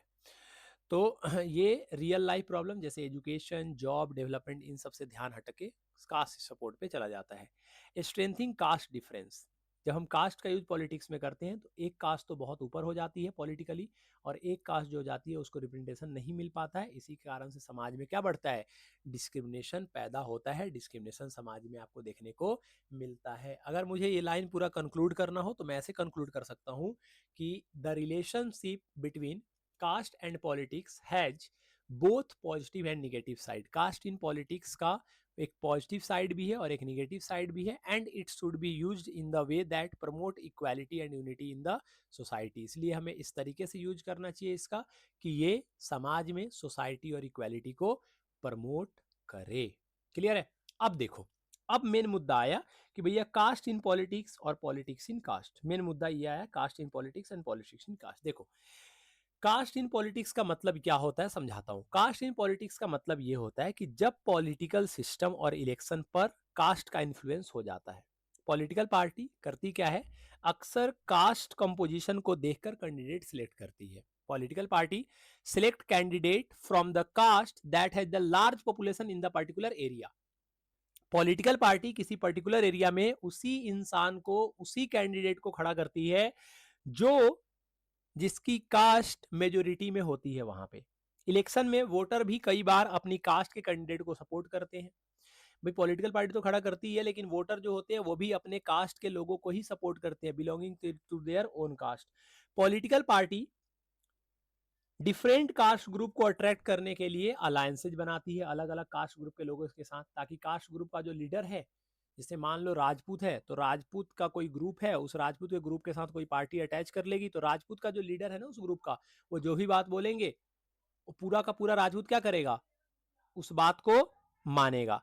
इसीलिए कास्ट पॉलिटिकल डिसीजन और इलेक्शन रिजल्ट को इफेक्ट करती है। पॉलिटिक्स इन कास्ट का मतलब होता है बेटा कि जब पॉलिटिक्स, सुनना ध्यान से, मैं चलो फिर से रिपीट कर देता हूँ, कास्ट इन पॉलिटिक्स रिपीट कर देता हूँ, तुम यही चाहते हो ना मैं रिपीट करूँ, चलो कर देता हूँ।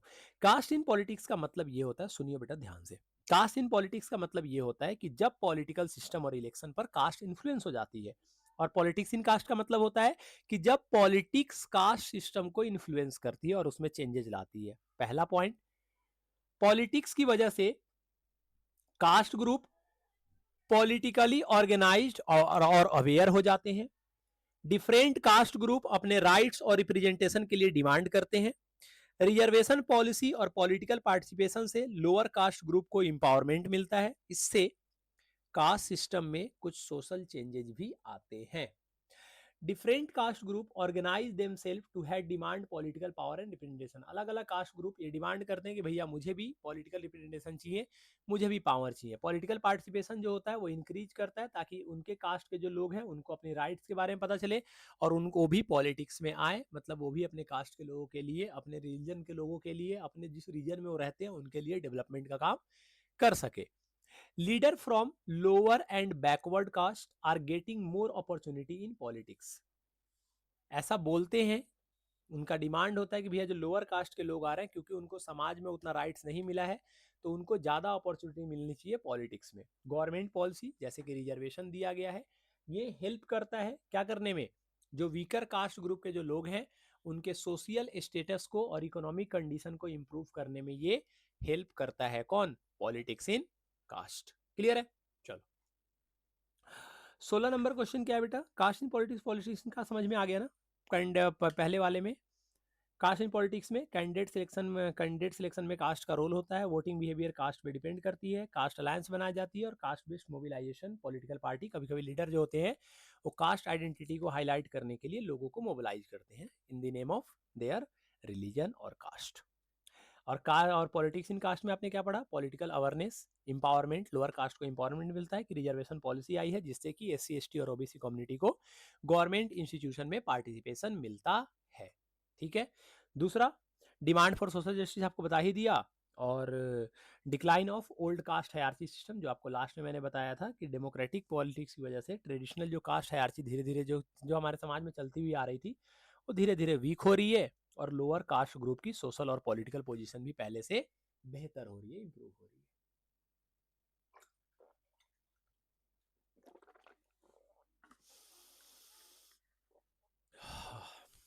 क्लियर? क्लियर भाई? क्लियर क्लियर, दिमाग से मत क्लियर कर देना, ठीक है। What factor have brought about the change in the Indian system?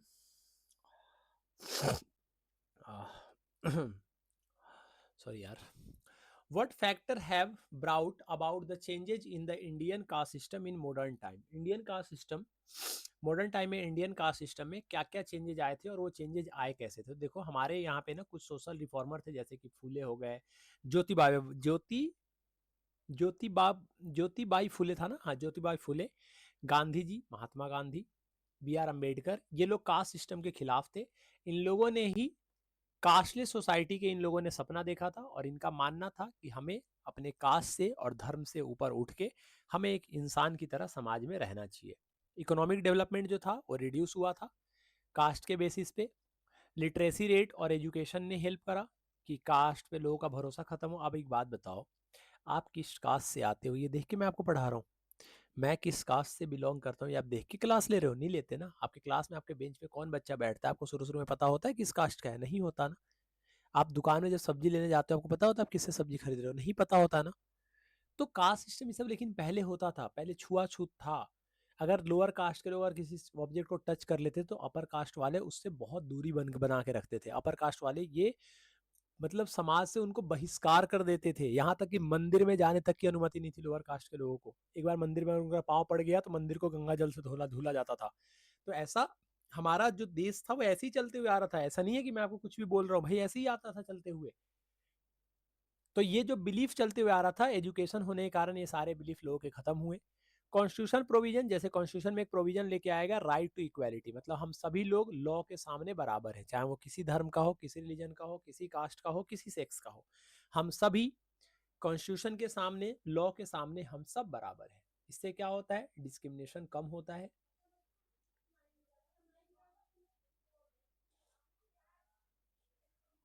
Policy and reservation of seat in local self-government bodies and legislature, as well as in educational institute that help to uplift the political, social and economic position of lower caste. आवाज दूर तलक जानी चाहिए। भगत सिंह का याद आ गया भाई। देखो, policy of reservation of seat in the local self government bodies and legislature as well as in educational institute that help to uplift the political, social and economic position of lower caste. जो policy जो आई थी reservation of seats के लिए, जो policy आई थी local self government में या लेजिस्लेचर में, उन्होंने एजुकेशनल सिस्टम को बेहतर किया। एजुकेशन सिस्टम को क्या किया? बेहतर किया। इससे समाज में जो रहने वाले जो लोग हैं, जो दबके लोग हैं, लोअर कास्ट के जो लोग हैं, उनको अपलिफ्टमेंट मिला। चाहे पॉलिटिकल लेवल पे बात कर लो, सोशल पे बात कर लो या इकोनॉमिक पोजीशन पे बात कर लो, उनकी सिचुएशन पहले से बेहतर हुई और वो पहले से बेहतर हुए। क्लियर है? अब देखो सेक्सुअल डिवीजन ऑफ लेबर का मतलब क्या है। What is sexual division of labour? Sexual division of labour का मतलब क्या होता है, आगे पढ़ता हूं मैं, पहले सेक्सुअल डिवीजन ऑफ लेबर बताता हूं। सेक्सुअल डिवीजन ऑफ लेबर का मतलब होता है कि arrangement in which society where certain types of work are considered suitable for mens and other for women. Sexual division का मतलब होता है भैया, सेक्सुअल डिवीजन ऑफ पावर का मतलब होता है एक ऐसा सिस्टम जिसमें वर्क को हमने मेंस और वोमेन्स में डिवाइड कर दिया गया है। मेंस और वुमेन्स का वर्क डिवाइड कर दिया गया है कि मेंस का कौन सा काम है, वुमेन्स का कौन सा काम है, और ये जो डिवीजन किया गया है, ये डिवीजन किया गया है उनके ये डिवीजन किया गया है उनके जेंडर के बेसिस पे। किस पे किया गया बेटा? उनके जेंडर के बेसिस पे ये डिवीजन किया गया है। ठीक है, मतलब महिलाओं को ये सौंप दिया गया कि अब घर का काम, बच्चों की रिस्पॉन्सिबिलिटी, ये सब आपका काम है, और ये पूरा का पूरा जो है वो आपका यही देखने को मिलता है, चाहे आप इंडिया में बात कर लो, चाहे आप बाहर के कंट्री में बात कर लो। तो वुमेन्स की डिमांड क्या थी? Mention the main demand of world wide women agitation. Womens की डिमांड क्या थी? वुमेन्स की डिमांड बड़ी सिंपल थी कि हमें वोटिंग राइट दो, हमें पॉलिटिकल स्टेटस दो भाई, हमें भी इलेक्शन लड़ने का होना चाहिए, इलेक्शन हम भी लड़े, हम भी असेंबलीज में जीते, इलेक्शन में हम भी पार्लियामेंट में जाए, ताकि हम अपने ग्रुप के लोग, मतलब हम महिलाएं चाहती थी कि अगर वो पॉलिटिकल में आएगी, वो पॉलिटिक्स में आएगी, अगर वो जीत गई तो वो क्या करेगी, सरकार के सामने महिलाओं पे जो प्रताड़ना होती है, महिलाओं के जो मुद्दे हैं, उसको सरकार के ऊपर वो बेहतर तरीके से रख सकती है। Improvement of educational and career opportunity for women. मतलब मतलब मतलब क्या? उनका मानना था कि भाई शिक्षा में हमें भी अधिकार मिलना चाहिए, पढ़ाई में हमें भी मिलना चाहिए, ताकि हमारा भी करियर अच्छा हो, हम भी इकोनॉमिकली स्टेबल हो, फाइनेंशियली स्टेबल हो, और हम भी पैसे अर्न कर सके। तो ये था सेक्सुअल डिवीजन। ठीक है, आप ट्रेडिशनली देखो ना हमारे सोसाइटी में क्या होता है भैया, इंडिया की बात कर रहा हूँ, इंक्लूडिंग इंडिया की बात कर रहा हूँ, कि mens are expected to do paid job. भाई मेंस जो होते हैं वो outside the home paid job करते हैं, जैसे जॉब कर हो गया, बिजनेस हो गया, फार्मिंग हो गया, और women are expected to do unpaid domestic work like cooking, cleaning, taking care of children, family member. क्यों? Because household work is usually unpaid and less valued, उसको ज़्यादा वैल्यू नहीं दिया जाता है। Women often get less recognition and fewer economic opportunity. Women जो होती है उनको बहुत कम रिकॉग्नाइज किया जाता है कि वो काम भी करती है। बताओ ना, आप बोलते हो कभी मम्मी को, मम्मी तुम बहुत काम करती हो? नहीं बोलते ना, जबकि वो बहुत काम होता है घर में, लेकिन फिर भी बाहर जो काम करके आता है वो माना जाता है काम, घर का काम काम नहीं माना जाता है। हमारी सोसाइटी बेटा ऐसे ही काम कर रही है। ठीक है, चलो, what is the necessity of political party in the democratic government? Political party की जरूरत हमें क्यों है? देखो, पॉलिटिकल पार्टी डेमोक्रेसी का एक इम्पॉर्टेंट पार्ट होता है। पॉलिटिकल पार्टी से याद है, चलो लास्ट में बता दूंगा कुछ चीज़ें जो रह गई हैं, उसको वो एक टॉपिक बता दूंगा, उसको पढ़ लेना आप बाद में। पॉलिटिकल पार्टी की हमें जरूरत क्यों है? पॉलिटिकल पार्टी इसलिए नेसेसरी है बेटा, डेमोक्रेटिक कंट्री में, खास करके वैसी कंट्री जो डेमोक्रेटिक है, जहाँ पे इलेक्शन होते हैं, वहाँ पे पॉलिटिकल पार्टी इसलिए जरूरी है कि बिना पॉलिटिकल पार्टी के डेमोक्रेटिक सिस्टम प्रॉपरली फंक्शन नहीं कर सकता है। इंडिया जैसे, खास करके इंडिया जैसे डेमोक्रेटिक कंट्री में पॉलिटिकल पार्टी गवर्नेंस और रिप्रेजेंटेशन में बहुत इंपॉर्टेंट रोल प्ले करती है बेटा। ठीक है, जरूरत क्यों पड़ी? पहला, without political party democracy cannot exist. मैंने आपको बता ही दिया, पॉलिटिकल पार्टी नहीं है तो फिर डेमोक्रेसी नहीं है, वो फिर डिक्टेटरशिप हो जाएगा। क्या हो जाएगा? डिक्टेटरशिप हो जाएगा, एक ही इंसान पावर में रहेगा। ठीक है, if you do not have political party in such situation, every candidate in the election will be independent. अगर पॉलिटिकल पार्टी नहीं रहेगा तो जिसका मन करेगा वही इलेक्शन में खड़ा हो जाएगा, सारे इंडिपेंडेंट ही होंगे। No one will be able to make any promise. जब पॉलिटिकल पार्टी नहीं होगा तो प्रॉमिस कोई नहीं करेगा, क्योंकि सब एक एक होंगे ना। एक बिहार में मान लो अलग अलग डिस्ट्रिक्ट है, तो अब पॉलिटिकल पार्टी है ही नहीं, तो जहाँ जो जहाँ का है वहीं पे इलेक्शन में खड़ा होगा। तो पूरे के पूरे नेशनल लेवल पे और स्टेट लेवल पे प्रॉमिस कौन करेगा? कोई प्रॉमिस करने वाला ही नहीं होगा, तो प्रॉमिस करने वाला नहीं होगा तो निभाएगा भी नहीं। उससे याद आया, होली अच्छी गई? हाँ, आपकी, मेरी नहीं, आपकी। तो political party, no one will be able to make any promise to the people. कोई प्रॉमिस लोगों से नहीं कर सकता है पॉलिसी चेंजेज को लेने के लेके। The government may be formed but it's utility will remain uncertain. Government तो फॉर्म्ड हो जाएगी, लेकिन उसकी यूटिलिटी जो है वो अनसर्टेन रहती है। मतलब मतलब गवर्नमेंट तो बन जाएगा, लेकिन वो कब तक रहेगा ये कोई भी ये सर्टेन नहीं होता है, ये अनसर्टेन रहता है। Elected representative will be accountable to their constituency for what they do in their locality, but no one will be responsible for country will run. मैंने आपको बता ही दिया कि अलग अलग अगर लोग खड़ा होंगे, मान लो जैसे आप जहाँ से बिलोंग करते हो, तो वहाँ पे अगर मान लो आप इलेक्शन लड़ रहे हो और कोई पॉलिटिकल पार्टी नहीं है, तो आप वहाँ से लड़ोगे ना। आप वहाँ से जाके 20 किलोमीटर दूर, 50 किलोमीटर दूर, 100 किलोमीटर दूर कहीं पे तो नहीं लड़ोगे। लड़ोगे तो एक ही जगह लड़ोगे, हर जगह तो इलेक्शन नहीं लड़ सकते। तो इलेक्टेड रिप्रेजेंटेटिव जो होता है वो अकाउंटेबल होता है सिर्फ अपने कॉन्स्टिट्यूंसी के लिए, जहां से वो जीत के आएगा। बाकी जगह पे देश में क्या चल रहा है उससे क्या मतलब है। तो पॉलिटिकल पार्टी नहीं रहेगा तो देश को रन कौन करेगा मेरे भाई? तुम करोगे जाके रन? नहीं करोगे ना। फंक्शन आपसे पूछा जाए तो पॉलिटिकल पार्टी का फंक्शन क्या होता है? इलेक्शन लड़ना। इलेक्शन लड़ने के लिए पॉलिटिकल पार्टी अपने कैंडिडेट को खड़ा करती है, और ताकि लोगों का उनको सपोर्ट मिल सके। कैंडिडेट खड़ा करने के लिए कास्ट का यूज करती है, आपको बता ही दिया था। तो पॉलिटिकल पार्टी इलेक्शन में अपने कैंडिडेट को नॉमिनेट करती है, जिससे वोटर के पास अलग अलग ऑप्शंस अवेलेबल होते हैं, जिससे वो अपना रिप्रेजेंटेटिव चूज करती है। कौन? गौरव, कौन? सिटीजन, हमारे जैसे लोग, आपके जैसे लोग। आप अभी 18 के तो हुए नहीं हो। Political party form and run the government. Political party क्या करती है? अगर पॉलिटिकल पार्टी जीत जाती है तो वो गवर्नमेंट बनाती है। जीतेगी कब? जब मेजोरिटी में सीटें आएंगी। मेजोरिटी में कब आएंगी? जब 50% से ज्यादा सीटें किसी एक पार्टी को मिल जाएगी, तो वो आपका रूलिंग पार्टी कहलाता है, मतलब वो गवर्नमेंट बनाएगा। Political party make law. Political party ही है जो लॉ बनाती है। ये लॉ डिस्कस और डिबेट करके लेजिस्लेचर में पास किया जाता है। Political party do not form the government, play the role of opposition. वैसी पॉलिटिकल पार्टी जो गवर्नमेंट नहीं बना पाती है वो अपोजिशन का रोल प्ले करती है, और रूलिंग पार्टी क्या गलती काम कर रही है उसको क्या करती है? उनकी मिस्टेक्स को हाईलाइट करती है और गवर्नमेंट के डिसीजन को क्वेश्चन करती है। अपोजिशन का रोल यही तो होता है। Political party save public opinion. Political party जो है वो पब्लिक इशू पे डिबेट और डिस्कशन क्रिएट करती है, जिससे लोग पॉलिटिकल मैटर के बारे में अवेयर होते हैं। What is meant by national political party? National political party क्या है? चांद सितारा जो बनाना है बना लो, पेपर में आएगा। नेशनल पॉलिटिकल पार्टी क्या होता है? नेशनल पॉलिटिकल पार्टी एक पॉलिटिकल पार्टी है जिसका इन्फ्लुएंस बेटा पूरे कंट्री पे होता है, और ये किसी भी स्टेट के इलेक्शन में पार्टिसिपेट कर सकते हैं। सिर्फ एक स्टेट तक ये सीमित नहीं है, इसकी बाउंड्रीज एक स्टेट तक सीमित नहीं है। It can participate in any election that can be run in any part of country. Such party deal with national issue. ये नेशनल इशू पे ज्यादा प्रखर होकर बोलती है, प्रखर होकर मुद्दे उठाते हैं नेशनल इशू के, नेशनल पॉलिसी पे, और ये नेशनल लेवल पे ही काम करती है। कौन? National party. नेशनल पार्टी बनने के लिए क्या क्या चाहिए? नेशनल पार्टी बनने के लिए क्या क्या चाहिए? एक सेकंड रुक जाओ।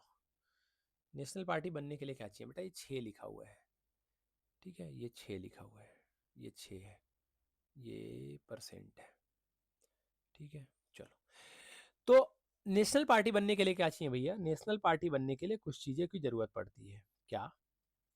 नेशनल पार्टी बनने के लिए कुछ चीजों की जरूरत पड़ती है। जैसे नेशनल पार्टी बनने के लिए किसी भी पार्टी को लोकसभा में जो वोटिंग होती है ना बेटा, लोकसभा का जो इलेक्शन होता है उसमें कम से कम 6% वोट लाना पड़ेगा। और असेंबली जो इलेक्शन होता है स्टेट का, 4 या 4 से ज्यादा स्टेट में कम से कम 4 सीट उसको लोकसभा में जीतना पड़ेगा, तभी जाके वो नेशनल पार्टी बन सकती है। अगर कोई पार्टी लोकसभा में टोटल जो वोट पड़ते हैं उसका 6% लेके आ जाए, या 4 से ज्यादा 4 से ज्यादा राज्य या 4 राज्य में लगभग 4 सीटें लेके आ जाए, वो क्या कहलाता है? आपका नेशनल पार्टी कहलाता है। या पार्टी 2% जो टोटल लोकसभा की सीटें हैं उसका 2% ला दे, और ये जो मेंबर हो 11 लोग भाई, 540 है ना सीटें, 540 का 2% कितना होता है? 11 ही तो होगा, तो 11 समझ लो आप। तो पार्टी जो है कम से कम उसको 2% सीटें लानी पड़ेंगी, लगभग अभी के टाइम में 11। और ये जो मेंबर होते हैं ना, वो इलेक्ट कम से कम 3 अलग अलग स्टेट से, मतलब 11 मेंबर आपकी पार्टी में हो, आपने लोकसभा में अपनी पार्टी के कैंडिडेट को खड़ा किया और 11 मेंबर जीत गए, और वो 11 मेंबर ना कम से कम 3 स्टेट से मिला के होने चाहिए।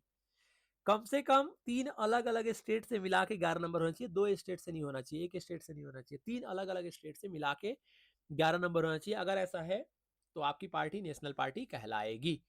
अ party can also be recognise as the national party if it recognise as the state party in 4 और मोर स्टेट। अगर कोई पार्टी 4 या 4 से ज्यादा पार्टी में पहले से ही स्टेट पार्टी का रिकॉग्नाइजेशन उसको मिल गया है, तो वो पार्टी आपका नेशनल पार्टी कहलाएगी। क्या कहलाएगी बेटा? नेशनल पार्टी कहलाएगी। कुछ नेशनल पार्टी के बारे में आप ध्यान से देख लो। पहली नेशनल पार्टी है बेटा आईएनसी। आईएनसी का फॉर्मेशन बेटा 1885 में हुआ था।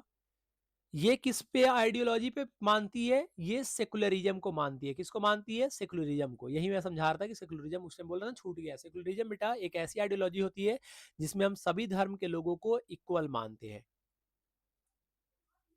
ये डेमोक्रेसी को मानती है, ये सोशल जस्टिस को मानती है, सोशल जस्टिस को मानती है। ठीक है।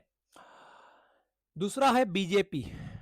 बीजेपी का फॉर्मेशन कब हुआ था? 1980 में श्यामा प्रसाद मुखर्जी ने इसका फॉर्मेशन किया था। ये आपका हिंदुत्व को मानती है, हिंदुत्व की आइडियोलॉजी को मानती है। इनका नेशनल सिक्योरिटी पे ज्यादा ध्यान है इनका। ये नेशनल सिक्योरिटी के मुद्दे को ज्यादा उठाती है, नेशनल सिक्योरिटी के मुद्दे को ज्यादा उठाती है।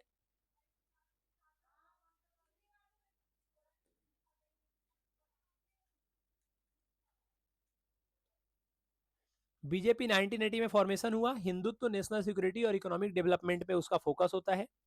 इसके बाद में आते हैं बेटा बीएसपी, बहुजन समाजवादी पार्टी। 1984 कांसी राम ने इसका फॉर्मेशन किया था। और ये जो कांसी राम ने फॉर्मेशन किया था, इसका मेन आइडियोलॉजी क्या है बेटा? इसका मेन आइडियोलॉजी होता है कि ये दलित वोटों को अपनी तरफ अट्रैक्ट करती है। बैकवर्ड क्लास, बैकवर्ड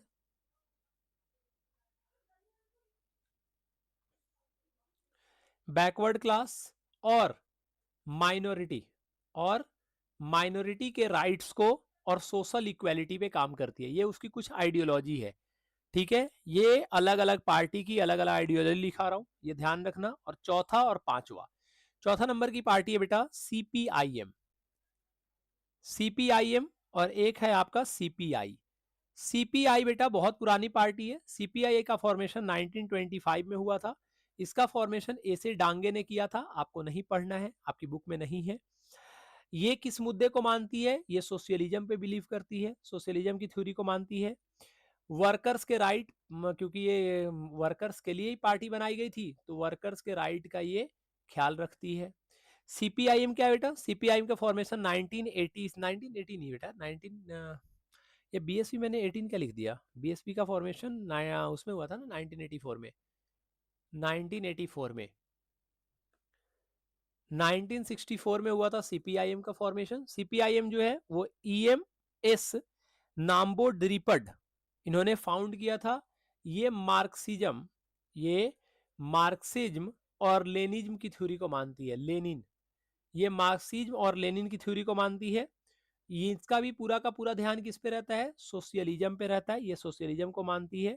इसके बाद में बेटा आपका आता है एआईटीसी, है ना, एआईटीसी। हामी तुमाके पता नहीं 1998 किसने फॉर्मेशन किया था बेटा? ममता बनर्जी ने। किसने फॉर्मेशन किया था? ममता बैनर्जी ने। ममता बैनर्जी ने इसका फॉर्मेशन किया था। और ये किसको किसको सपोर्ट करती है बेटा? ये फेडरलिज्म, ये फेडरलिज्म को, डेमोक्रेसी को, इसकी आइडियोलॉजी बता रहा हूं, फेडरलिज्म को और डेमोक्रेसी को और सोशल एंड वेलफेयर पॉलिसी को ये मानती है। तो ये कुछ पार्टी आपके सामने थे, नेशनल पार्टी, इसके नाम याद कर लेना। इसके अलावा अगर आप चाहो तो आप जो साउथ इंडिया की पार्टी है, साउथ इंडिया की जो स्टेट पार्टी है, उसके एक बार नाम जरूर देख के जाना। ठीक है, चलो। स्टेट पार्टी के लिए एटलीस्ट 6% वोट होना चाहिए। टोटल वोट जो लेजिस्लेटिव असेंबली में जो वोट पड़ा उसका 6% वोट होना चाहिए, और कम से कम उसको 2 सीटें जीतनी चाहिए, तो स्टेट पार्टी बन जाता है। Explain the money and muscle power among political party during election. Election के टाइम मनी और मसल पावर इतना ज्यादा इंपॉर्टेंट क्यों हो जाता है? देख बेटा, मनी और मसल पावर डेमोक्रेसी के लिए बहुत सीरियस प्रॉब्लम मानी जाती है। ठीक है, क्यों?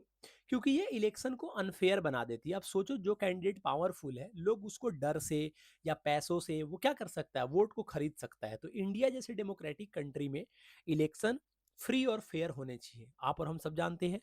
लेकिन कई बार पॉलिटिकल पार्टी इन पावर्स का यूज करती है, मसल पावर का, और इलेक्शन जीतने में उनको हेल्प मिलता है। मसल पावर का मतलब होता है इलेक्शन में ज्यादा पैसों का यूज करके वोटर को इन्फ्लुएंस करना। मसल पावर का ये मतलब नहीं होता कि दो चाटे लगा के चल दिए वोट करने, नहीं नहीं। मसल पावर का मतलब होता है कि इलेक्शन में ज्यादा पैसों का यूज करके वोटर को इन्फ्लुएंस करना। अब देखो ना भाई, पॉलिटिकल पार्टी और जो कैंडिडेट है वो इलेक्शन कैंपेन में बहुत ज्यादा पैसा खर्च करते हैं। Political party spend large amount of money on election campaign, advertisement, rally और publicity to attract voter. Voter को अट्रैक्ट करने के लिए बहुत ज़्यादा पैसे खर्च कर देते हैं। कभी कभी वोटर को वो कैश, गिफ्ट्स या अदर बेनिफिट देकर वोट लेने की कोशिश करते हैं। पैसे, गिफ्ट और अदर बेनिफिट देके वोट लेने की कोशिश करते हैं। रिच कैंडिडेट को इलेक्शन लड़ने से ज़्यादा एडवांटेज मिल जाता है। क्यों? क्योंकि उसके पास पैसे बहुत ज़्यादा है, वो बहुत पैसे खर्च करता है कैंपेन करने में और अपनी पब्लिसिटी कराने में, अपनी एडवर्टाइजमेंट कराना। आप देख रहे हो ना आजकल, जितना आप एडवर्टीजमेंट करवाओगे उतना आप चमकोगे, जितना रील काटोगे पढ़ाते पढ़ाते उतना आप चमकोगे। ना मुझे रील काटना है, ना मुझे कोई फालतू बात करनी है आपसे। आपसे पॉइंट टू पॉइंट मैं पढ़ाता हूँ, आप पॉइंट टू पॉइंट चीज़ों को समझो। आप देखो ना, जो टीचर, जिस टीचर की रील ज़्यादा कटेगी, अगर मैं यही क्वेश्चन सामने आपके आ जाऊँ, स्क्रीन के सामने, कैमरे के सामने, और बिल्कुल ऐसे फीट के टेबल को बोलूँ कि ये आएगा, नहीं आएगा तो मेरा नाम बदल देना। अगर ऐसे मैं बोलने लगूँ, क्लिप कटेगा। थोड़ा सा सिग्मा वाली पर्सनालिटी, थोड़ा सा म्यूजिक उसमें ऐड हो जाए, वो फिर क्या ही कहने हैं, है ना। तो आजकल पढ़ाई जो है ना, एजुकेशन, वो एजुकेशन कम हो गया है, ड्रामेबाजी ज़्यादा है। जितना आप ड्रामा दिखाओगे बच्चों, आपके पास दिमाग भी तो उतना ही है, आप उतना ज़्यादा अट्रैक्ट होते हो। जबकि इनका पढ़ाई से कोई लेना देना नहीं है। मैं साफ साफ बोलता हूँ, कोई भी टीचर, मैं जैसे यहाँ पे पढ़ा रहा हूँ, अगर आप सिंसियर होकर सुनोगे तो शायद आप पेपर में इसमें से 5 बातों में से कोई 2 चीज़ों आप, या 2 चीज़ आप याद रख लोगे, 3 चीज़ें याद रख लोगे। लेकिन अगर मैं 5 घंटे की क्लास ले लूँ और मैं ये उम्मीद करूँ कि आप जो मैं बातें बता रहा हूँ आप पेपर में लिख के आ जाओगे, यार एक बात बताओ, पेपर खत्म होगा तो मैं तो बैठ के यहाँ पे क्वेश्चन मैच करवा दूंगा। अबे तुम कैसे लिखोगे? कभी सोचे हो? तुम जो ये 5-5 6-6 घंटे की मैराथन लेते हो मेरे भाई, तेरी अभी दिमाग इतना डेवलप ही नहीं हुआ कि तू 5 घंटे के लिए बना है। तू 5 घंटे पढ़ के क्या कर लेगा? 10th क्लास है भाई, 5 घंटे थोड़ी पढ़ने की जरूरत है। अगर पूरे साल नहीं पढ़ा, पूरे साल जब नहीं पढ़ा तो तू 5 घंटे पढ़ के क्या कर लेगा बता? कहने को सिर्फ होता है, कहने को मैं भी बोल दूंगा कि क्वेश्चन ये आ गया, वो आ गया, दिस और दैट। एक तो सबसे ज्यादा मेरे को खुंदक इस बच्चों से आती है, जिन बच्चों को, गधो, तुम्हारे ऊपर पूरे जो तुम्हारे स्कूल टीचर हैं, प्राइवेट स्कूल वाले खास करके बोल रहा हूँ, तुम्हारे ऊपर तुम्हारे स्कूल टीचर इतनी मेहनत करते हैं, पूरे साल तुम्हें एक एक चीज समझाते हैं, और तुम गधे जब एग्जाम देके जब बाहर निकलते हो, सारा का सारा क्रेडिट एक यूट्यूब टीचर को, 2 यूट्यूब टीचर को आप दे देते हो कि उसकी वजह से मेरा पेपर अच्छा गया। अबे कभी सोचा है कि जो तुम्हें पूरे साल पढ़ा रहे हो, तुमने क्या पढ़ा? फिर तुम्हें लास्ट के टाइम में चीजें समझ कैसे आई? क्योंकि तुमने पूरे साल ये सुना हो, सुनते हुए आ रहे हो स्कूल में। टीचर तुम्हें कूट कूट के तुमसे कॉपी बनवा रहा है, तुम कॉपी में लिखते वक्त बातें जो होती है थोड़ी बहुत दिमाग में आते रहती है। तुम्हारा कोई ट्यूशन टीचर होगा, कोचिंग पढ़ते हुए कोचिंग में टीचर होगा, वो क्या झक मारने के लिए बैठा है? नहीं, सारा क्रेडिट तुम लोग दे देते हो। खास करके मैं उन बच्चे से बोल रहा हूँ जो ये आजकल जो रील्स पे दिखाई देते हैं, एग्जाम दे के बाहर निकलते हैं। भाई अच्छी जनरेशन है आपकी, ठीक है? थोड़ा तो सोच भाई, कितना बुरा लगता होगा उन टीचर को जो स्कूल में पढ़ाते हैं, तुम्हारे ऊपर इतनी मेहनत करते हैं। तुम गधे सारा का सारा क्रेडिट एक इंसान को ले दे देते हो। वो इंसान तुम्हारे ऊपर जी जान लगाता है, पूरे 1 साल तुम्हारे पीछे पीछे मेहनत करता है, डांट के, पीट के तुमसे काम करवाता है स्कूल में, लेकिन तुम नहीं। छोड़ो, चलो, ठीक है। तो यूज ऑफ मसल पावर पे आते हैं। मसल पावर का यूज मतलब मनी पावर से इलेक्शन जो होता है वो फेयर और कंपटीशन जो होता है वो कम हो जाता है। जिसके पास ज्यादा पैसे होते हैं वो, अच्छा खास करके जो स्ट्रॉन्ग मैन होता है ना, उस इलाके में जो क्रिमिनल वगैरह होते हैं, उसको कैंडिडेट जो होती है, सॉरी पार्टी जो होती है, उसको कैंडिडेट के रूप में खड़ा करती है, क्योंकि वो वोटर को थ्रेट कर सकता है, और क्या कर सकता है वो, आप वोटर के वोट को वो ले सकता है। Unfair influence on election, the use of money power can disturb free and fair election and weekend democracy. ये जो मनी और मसल पावर का यूज होता है, इससे फ्री और फेयर इलेक्शन डिस्टर्ब होता है, और इससे हमारी जो डेमोक्रेसी होती है वो वीक हो जाती है। ठीक है? आप नहीं जानते हो, आपने सुना है कि पहले क्या होता था पोलिंग बूथ पे? पहले जो होता था ना, वो पर्चे से होता था इलेक्शन, बैलेट पेपर बोलते थे चुनाव, बैलेट पेपर वाला चुनाव होता, तो ईवीएम मशीन से होता है, इलेक्ट्रॉनिक वोटिंग मशीन से होता है। पहले बैलेट पेपर से होता था। होता क्या था कि बूथ को लूटने के लिए एक इंसान 3-4 वोट डाल के डाल दे, इसके लिए क्या करते थे, पोलिंग बूथ पर वायलेंस कर दिया जाता था। जो सपोर्टर होते थे ना किसी कैंडिडेट के, वो जाके वहां पे कुछ ऐसा काम कर देते थे कि सारा का सारा जो ऑफिसर है उसका ध्यान वहां पे चला जाता था। तो 2-3 इंसान जो होता था बहुत सारे वोट को लेके रख देता था, उसके डब्बे में रख देता था। ठीक है, तो उसको बूथ कैप्चरिंग के नाम से जाना था। तो ये क्या करता है, फ्री और फेयर को, फ्री और फेयर इलेक्शन को डिस्टर्ब करता है। बहुत अच्छा क्वेश्चन है बेटा आपका कि lack of internal democracy within party is a major challenge to all political party over the world. जितने भी वर्ल्ड में पॉलिटिकल पार्टी है, अगर इंटरनल डेमोक्रेसी में कमी है तो ये उनके लिए मेजर चैलेंजेज होता है। ये सिचुएशन को आप कैसे डिस्क्राइब कर सकते हो? देखो, जो पार्टी, बहुत सारी पार्टी तो बेटा ऐसी हैं जो मेंबरशिप का रजिस्टर्ड ही नहीं रखती कि उनके पार्टी में कितने मेंबर है, कौन उनका ब्लॉक प्रमुख है, कौन उनका डिस्ट्रिक्ट हेड है, कौन उनका स्टेट हेड है, कौन स्टेट प्रभारी है, कौन इलेक्शन कैंपेन को देखेगा, कोई अता पता ही नहीं है। तो उन पार्टी का कुछ नहीं होने वाला भैया। ना आप ऑर्गेनाइजेशन मीटिंग हेल्ड कर रहे हो, ना आप लोगों को बुला रहे हो, ना अपनी पार्टी ऑर्गेनाइजेशन में काम करने वाले लोगों को बुला रहे हो, ना आप इंटरनल इलेक्शन रेगुलरली कंडक्ट कर रहे हो। मतलब एक ही इंसान है, वही पार्टी का अध्यक्ष बना पड़ा है। तो इससे क्या होता है, इससे इंटरनल डेमोक्रेसी धीरे धीरे करके कमजोर होती है। जो ऑर्डिनरी मेंबर होते हैं पार्टी के, उनको उनको वो पार्टी में वो दर्जा नहीं मिल पाता है जो वो चाहते हैं, चाहे वो पार्टी में कुछ भी कर ले। अब एक बात बताओ, कांग्रेस पार्टी में आपको क्या लगता है राहुल गांधी से ज्यादा डिजर्विंग नेता नहीं है? बिल्कुल है। लेकिन ये जो कुर्सी है, जो कांग्रेस जो वो है मेन, जो चलाता है, अध्यक्ष को आप बोलोगे अध्यक्ष तो मल्लिकार्जुन खड़गे, अरे मैं मल्लिकार्जुन खड़गे वही अध्यक्ष है जैसे हमारे पीएम जो थे वो मनमोहन सिंह थे। मनमोहन सिंह की आइडियोलॉजी को मैं गलत नहीं बोल रहा हूँ, मैं मनमोहन सिंह के डिसीजन मेकिंग को बोल रहा हूँ कि मनमोहन सिंह खुद से डिसीजन नहीं लेते थे, सोनिया गांधी डिसीजन लेती थी। आज के डेट में कांग्रेस में कुछ भी हो रहा है, मल्लिकार्जुन खड़गे भले ही कांग्रेस के क्या बोलते हैं उसको, कांग्रेस के हेड है, लेकिन आज भी डिसीजन राहुल गांधी ही लेते हैं क्योंकि पार्टी वही रन करते हैं। समझ में आया? They do not have the means or the connection needed to influence the decision. As a result, leader assume greater power to make decision in the name of the party. Leader ही एक ही इंसान है जो party के नाम पे सारे डिसीजन ले लेता है। मतलब किसी से ना पूछा जाता है, ना किसी को पार्टिसिपेशन का मौका दिया जाता है। अब देखो, एक या एक से ज्यादा लीडर के पास अगर सारा पावर दे दोगे तो भैया बहुत सारे लोग हैं वो आपसे डिसएग्री करेंगे, वो आपसे दुखी हो जाएंगे, क्योंकि उनका भी तो ख्वाहिश है ना कि उनको भी हेड बनना है भाई पार्टी का, उनको भी पार्टी में एक अच्छा अच्छा एक पोजीशन चाहिए। तो ये नहीं मिल पाता है। अगर आप लीडरशिप के अगर खिलाफ जाओगे तो पार्टी में कंटिन्यू करना आपके लिए बहुत मुश्किल रह जाता है। More than the loyalty to party principle policies, personal loyalty to the leader becomes very important. मतलब पार्टी गई भाड़ में, लीडर की जी हजूरी करो, यस सर लीडर के पीछे करते रहो, बाकी आप पार्टी में हमेशा के लिए बने ही हो। नाम तो नहीं लूंगा कुछ का, बट हैं कुछ लीडर लोग। Why is democratic government known as legitimate government? Legitimate का मतलब क्या होता है? डेमोक्रेटिक गवर्नमेंट को लेजिटिमेट गवर्नमेंट क्यों कहा जाता है? भाई डेमोक्रेटिक गवर्नमेंट को लेजिटिमेट गवर्नमेंट इसलिए कहा जाता है क्योंकि पावर यहाँ पे लोगों के कंसेंट और सपोर्ट से आती है।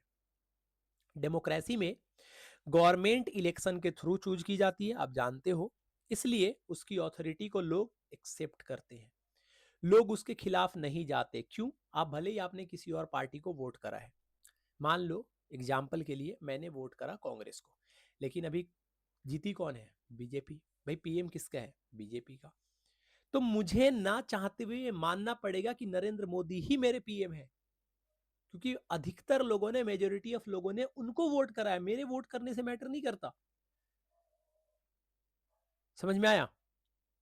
तो पावर जो है वो लोगों के कंसेंट और सपोर्ट से मिलता है। डेमोक्रेसी में गवर्नमेंट, आपको पता है बेटा, कि इलेक्शन के थ्रू इलेक्ट किए जाते हैं, इसलिए उनकी अथॉरिटी को लोग एक्सेप्ट करते हैं। अब क्या क्या रीजन हो सकता है लेजिटिमेट गवर्नमेंट बोलने का? तो पहला, free and fair election. Free and fair election का मतलब क्या है? ये जो आप अंडरलाइन देख रहे हो, मैं अंडरलाइन नहीं करना चाह रहा हूं क्योंकि सब कुछ मैं हाईलाइट करके आपको दिखा रहा हूं कि पेपर में आपको कैसे करना है। डेमोक्रेसी में गवर्नमेंट फ्री और फेयर इलेक्शन के थ्रू चूज की जाती है, आप जानते हो, इसीलिए लोग उस गवर्नमेंट को अपना रिप्रेजेंटेटिव मानते हैं। It gains people approval and support as government elected by majority of citizen. क्योंकि लोगों ने ही उनको सपोर्ट करा है, लोगों ने ही उनको चुना है, तो वो लोगों के प्रति अकाउंटेबल होती है। डेमोक्रेटिक गवर्नमेंट लोगों के प्रति अकाउंटेबल होती है। अगर गवर्नमेंट अच्छा काम नहीं करती तो लोगों के पास ये पावर होते हैं कि भैया अगले इलेक्शन में आपको टाटा बाय बाय कर दिया जाए। डेमोक्रेसी में गवर्नमेंट कॉन्स्टिट्यूशन रूल के अकॉर्डिंग काम करती है, कॉन्स्टिट्यूशन के अकॉर्डिंग और रूल और लॉ के अकॉर्डिंग काम करती है। इससे सिस्टम फेयर और लॉफुल बनता है, फेयर सिस्टम चलता है, ठीक है। लीगल जो अथॉरिटी होती है वो फेयर होती है। Citizen accept it decision because they believe the government represent their will in India. Citizen जो होते हैं वो इस डिसीजन को एक्सेप्ट कर लेते हैं क्योंकि उनका मानना होता है कि गवर्नमेंट जो है वो रिप्रेजेंट करती है किसको, इंडिया की विल को, इंडिया की चाहत को गवर्नमेंट रिप्रेजेंट करती है। चाहत मिश्रा, अबे वो क्या बोल रहा हूँ मैं, ठीक है। तो उसको क्या करती है, वो उसको रिप्रेजेंट करती है। डेमोक्रेसी में सिटीजन के फंडामेंटल राइट्स और इक्वालिटी को प्रोटेक्ट किया जाता है। डेमोक्रेटिक गवर्नमेंट लोगों की विश और ओपिनियन ऑप्शन को रिप्रेजेंट करती है। गवर्नमेंट डिसीजन पब्लिक इंटरेस्ट को ध्यान में रखकर लिए जाते हैं, इसीलिए हम बोल सकते हैं कि डेमोक्रेटिक गवर्नमेंट एक लेजिटिमेट गवर्नमेंट है since consent and participation of people, ताकि लोगों को क्या किया जाता है, लोगों का उसमें कंसेंट लिया जाता है, लोगों का उसमें सपोर्ट लिया जाता है, और ये जो गवर्नमेंट होती है वो फ्री और फ्री इलेक्शन के तहत चुनी जाती है। Democracy is better form of government, democracy आपका बेटर फॉर्म ऑफ गवर्नमेंट है। क्या आप इस स्टेटमेंट जस्टिफाई कर सकते हो? बिल्कुल कर सकते हैं सर, क्या बड़ी बात है। नहीं कर सकते हो तो कर लो, नहीं तो ये स्टार बना लो, स्क्रीनशॉट लेके रख लो। बाकी मैं समझाने के लिए तो हूं ना, तो सिंसियर होकर समझ रहा है ना, तो मेरे पे छोड़ दे, मैं समझा दूंगा। Democracy is better form of government than other alternative. Democracy, हाँ, हो जाएगा हो जाएगा, okay okay. Democracy is better form of government than other alternative. Democracy जो है वो बेटर फॉर्म ऑफ गवर्नमेंट है। आज होली थी, इसके बावजूद मैं आपको क्लास ले रहा हूँ। जिन लोग मेरे को जानते हैं, जिन्हें देखा होगा, सिचुएशन आपने देखा होगा होली का, उसके बावजूद मैं बैठ के क्लास ले रहा हूँ। तू भाई, तू सो के क्यों क्लास ले रहा है? तू भी बैठ जा, थोड़ा लिख ले, पढ़ ले, क्या चला जाएगा। ऐसे ही मैंने बोला ना, ज़्यादा टाइम नहीं लूंगा तेरा, तो पढ़ मेरे साथ। जब मैं होली के दिन पढ़ा सकता हूँ, तू होली के दिन पढ़ नहीं सकता? हमारे पास ऑप्शन ही नहीं है बेटा। बेटा 3 दिन पेपर में है, 3 सब्जेक्ट खत्म करने हैं, क्या ऑप्शंस रखूँ? आज नहीं खत्म करता तो 2 दिन में 3 सब्जेक्ट पढ़ने पड़ते हैं आपको, कम से कम एक दिन में एक पढ़ना पड़ रहा है। पीडीएफ आपको टेलीग्राम पे मिलेगा, वहाँ से आपको पीडीएफ को कंप्लीट करना है। और क्या करूँ आपके लिए बताओ? क्वेश्चन पेपर सीधा निकाल के दे दूँ? चला जाऊँ मैं अंदर? ले जाएंगे उठा के। तुम तो पहचानने से इनकार कर दोगे, मैं तो चला जाऊंगा खामखा। Democracy is better form of government than other alternative. ये क्या करता है, ये इक्वालिटी सिटीजन सिटीजन बताता है कि भैया हम सभी कानून के दायरे में बराबर हैं, इक्वालिटी अमंग सिटीजन। इंडिविजुअल की डिग्निटी को इनहेंस करता है, डिसीजन मेकिंग के क्वालिटी को इम्प्रूव करता है, कॉन्फ्लिक्ट मतलब झगड़े को सुलझाने का एक प्रॉपर मेथड प्रोवाइड करता है, और अगर मिस्टेक हो जाए तो उसको सुधारने का इसमें क्या रहता है, इसमें रास्ता रहता है कि आप अपने मिस्टेक को सुधार सकते हो। तो डेमोक्रेसी में गवर्नमेंट लोगों के प्रति अकाउंटेबल होती है। अगर गवर्नमेंट अच्छा काम नहीं करती है तो लोग नेक्स्ट इलेक्शन में उसे हटा सकते हैं। डेमोक्रेसी में डिसीजन डिस्कशन और कंसल्टेशन के बाद किए जाते हैं, आप जानते हो। इससे डिसीजन ज्यादा बैलेंस्ड और प्रैक्टिकल होते हैं। सुन रहे हो ना मेरी बात को? डेमोक्रेटिक सिस्टम में सोशल और पॉलिटिकल कन्फ्लिक्ट को डिस्कशन और डिबेट के थ्रू सॉल्व किया जाता है। भाई मुझे बच्चे क्यों नहीं दिख रहे? भेज दो भाई सबको, शेयर करो इसको, शेयर करो भाई। तुम लोग शेयर वेयर नहीं कर रहे हो, शेयर करो वीडियो को और लाइक करो। ऐसे नहीं मन करेगा भाई पढ़ाने का, फिर मैं नहीं पढ़ा पाऊंगा ऐसे तो। मैं बैठ के पढ़ा रहा हूँ, तुम्हें पढ़ना ही नहीं है।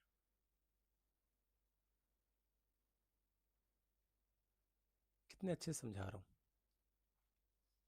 क्या यार, ऐसे कैसे चलेगा काम? दोस्तों में शेयर करो यार, ग्रुप में शेयर करो, अपने ग्रुप में, है ना। उनको ही बताओ कि यहाँ पे पढ़ाई हो रहा है, अपने साथ में बैठाओ, भेजो उनको लिंक। ये काम तो तुम करते नहीं हो यार, इतना तो मेरे लिए कर दिया करो, तुम्हारे लिए इतना कुछ कर रहा हूँ, ठीक है। Peaceful way to resolve difference. Democratic system में सोशल और पॉलिटिकल कन्फ्लिक्ट को डिस्कशन और डिबेट के थ्रू सॉल्व किया जाता है, वायलेंस के थ्रू नहीं किया जाता है। डेमोक्रेसी सभी सिटीजन को इक्वल राइट्स और फ्रीडम देती है, हर सिटीजन की डिग्निटी और को हर सिटीजन की डिग्निटी और रिस्पेक्ट को इंपॉर्टेंस दी जाती है। डेमोक्रेसी में गवर्नमेंट अपनी मिस्टेक्स को इलेक्शन और पब्लिक क्रिटिसिज्म के थ्रू करेक्ट कर सकती है। हम्म अगर मुझे कंक्लूड करना हो तो मैं बोलूंगा कि डेमोक्रेसी इसलिए एक बेटर फॉर्म ऑफ गवर्नमेंट है क्योंकि ये पीपल पार्टिसिपेशन, पीपल पार्टिसिपेशन, यहां मैं लिख देता हूं participation, participation, equality, equality, accountability, accountability, और एक और वर्ड होता है क्या, फ्रीडम। हाँ, अकाउंटेबिलिटी और फ्रीडम को प्रमोट करती है और सोसाइटी में स्टेबिलिटी और डेवलपमेंट लाने में हेल्प करती है। Democracy lead to peaceful and harmonious life among citizen. Democracy के कारण पीसफुल जो होता है, लोगों की जो लाइफ होती है बिल्कुल पीसफुल होती है। आप इस स्टेटमेंट को जस्टिफाई करो। बेटा जस्टिफाई स्टेटमेंट वाले बहुत सारे क्वेश्चन आपको पेपर में देखने को मिलेंगे, जिसमें डायरेक्ट लिखा होगा कि आप क्या करो, आप इसको जस्टिफाई करो। तो आपको जस्टिफाई करना पड़ेगा, ठीक है। तो मैं आपको एक एक करके बताता हूं कि डेमोक्रेसी जो है, ये जो स्टेटमेंट है आप लिखोगे कि दिस स्टेटमेंट इम्फेसिस दैट, या दिस स्टेटमेंट मीन्स दैट, क्योंकि डेमोक्रेसी में सभी लोगों को इक्वल राइट, फ्रीडम और पार्टिसिपेशन मिलता है, इससे सोसाइटी में कोऑपरेशन और अंडरस्टैंडिंग बढ़ती है। इंडिया जैसे डेमोक्रेटिक कंट्री में डिफरेंट रिलीजन, लैंग्वेज और कल्चर के लोग पीसफुली तरीके से रहते हैं।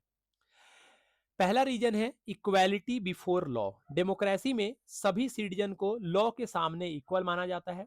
किसी के साथ रिलीजन, कास्ट या जेंडर के बेसिस पे डिस्क्रिमिनेशन नहीं होता है।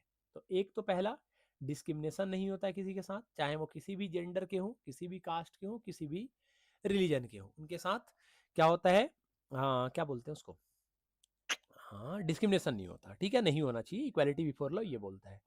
दूसरा, protection of fundamental right. Protection of fundamental right का मतलब क्या है कि डेमोक्रेटिक सिस्टम सिटीजन को freedom of speech, freedom of speech, ये रिलीजियस वाला तो बता ही दिया आपको, ये वाला फ्रीडम ऑफ स्पीच मैं यहां पे लिख देता हूं, freedom of speech, religion,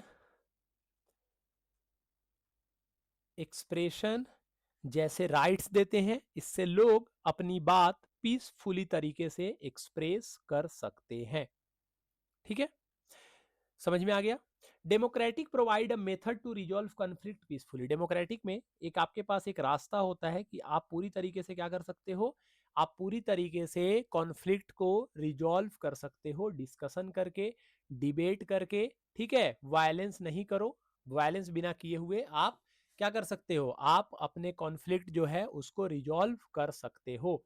democracy में पीपल के पास ये राइट होता है कि वो अपने ओपिनियन और अपने ग्रीवेंस से, जो उनकी ओपिनियन है उसको वो क्या कर सकती है, वो उनको एक्सप्रेस कर सकती है। इससे क्या होगा, इससे समाज में टेंशन कम बना रहेगा, मतलब समाज में जो है वो कॉन्फ्लिक्ट कम होगा, अलग अलग कास्ट के बीच में आपको कॉन्फ्लिक्ट देखने को नहीं मिलेगा, सभी लोग एक समान रहेंगे, क्योंकि सभी की बातें को सुनी जा रही है, सभी की बातें सुनी जा रही है, सब समाज के प्रति, सब कॉन्स्टिट्यूशन के प्रति बराबर है। Democratic government treat all citizen equally under the law. मैंने आपको बताया था ना, equally under the law, equality before law, which promote the fairness and social harmony. Democracy में सभी सिटीजन को लॉ के सामने इक्वल माना जाता है, किसी के साथ भी किसी भी बेसिस पे, चाहे वो किसी जेंडर के, कास्ट के, सेक्स, किसी भी चीज से हो, उनसे डिस्क्रिमिनेशन नहीं होना चाहिए, ऐसा हमें डेमोक्रेसी में सीखने को मिलता है। डिफरेंट सोशल ग्रुप, अलग अलग जो सोशल ग्रुप है, जैसे मैंने आपको बताया था, कास्ट ग्रुप हो गया, अलग अलग रिलीजियस ग्रुप हो गया, या अलग अलग कल्चरल ग्रुप है, जैसे कोई उत्तराखंड से आता है, वो दिल्ली में रह रहा है, तो उत्तराखंड के रहने वाले लोगों का एक ग्रुप हो गया, एक कल्चरल ग्रुप है कि उनका कल्चर सेम है इसलिए वो साथ में है। जैसे बिहार के कोई है और यूपी का, उनका कल्चर सेम है तो वो एक साथ होते हैं, रहते हैं एक साथ, ठीक है, तो उनको प्रॉपर रिप्रेजेंटेशन मिलता है डिसीजन मेकिंग में, जिससे कॉन्फ्लिक्ट जो होता है वो कम हो जाता है कम्युनिटी के बीच में। तो ऐसे हम बता सकते हैं कि डेमोक्रेसी हेल्प करती है पीसफुल और हार्मोनियस लाइफ लाने में सिटीजन ऑफ इंडिया के प्रति। अब कुछ चीजें जो कि काफी इंपॉर्टेंट है, वो हमें समझना बहुत जरूरी है कि भैया अकाउंटेबल वगैरह क्या होता है ना, व्हाट इज अकाउंटेबल, ये वो दिस दैट क्या होता है। देखो मेरी बात सुनो, अकाउंटेबल गवर्नमेंट, लेजिटिमेट गवर्नमेंट और रिस्पॉन्सिव गवर्नमेंट क्या होती है, ये मैं आपको थोड़ा सा नहीं पूरा ही समझाऊंगा, और थोड़ा मैं आपसे उम्मीद करता हूं कि आप बेहतर तरीके से इसको पढ़ने की कोशिश करोगे, क्योंकि मैं आपको बहुत बेहतर तरीके से इसको समझाना चाहता हूं, ठीक है, क्लियर है। अच्छा, मैंने आपको थोड़ी देर पहले ये वाला बताया था ना, ये वाला कहाँ गया, स्टेट, नहीं पीछे, एक सेकंड रुक जाओ, मैं स्टेट लिख रहा था ना, ये वाला, इसमें स्टेट में बेटा कुछ स्टेट के नाम और नोट कर, रुक जा, रुक रुक रुक रुक रुक तू एक सेकंड रुक, यहाँ पे लिख लिख कुछ स्टेट के नाम और लिख बेटा। झारखंड, झारखंड लैंग्वेज के झारखंड अलग हुआ था 2000 में, लेकिन लैंग्वेज बेसिस पे अलग नहीं हुआ था, बट 2000 में ये बिहार से अलग हुआ था। ऐसे ही उत्तराखंड अलग हुआ था उत्तर प्रदेश से, उत्तराखंड यही बेटा 2000 में अलग हुआ था। किससे अलग हुआ था? ये अलग हुआ था आपका यूपी से, याद रखना। इसके अलावा कौन कौन से टर्म आपको ध्यान से रखने इंपॉर्टेंट टर्म? सेकुलरिज्म, मेजोरिटरिज्म,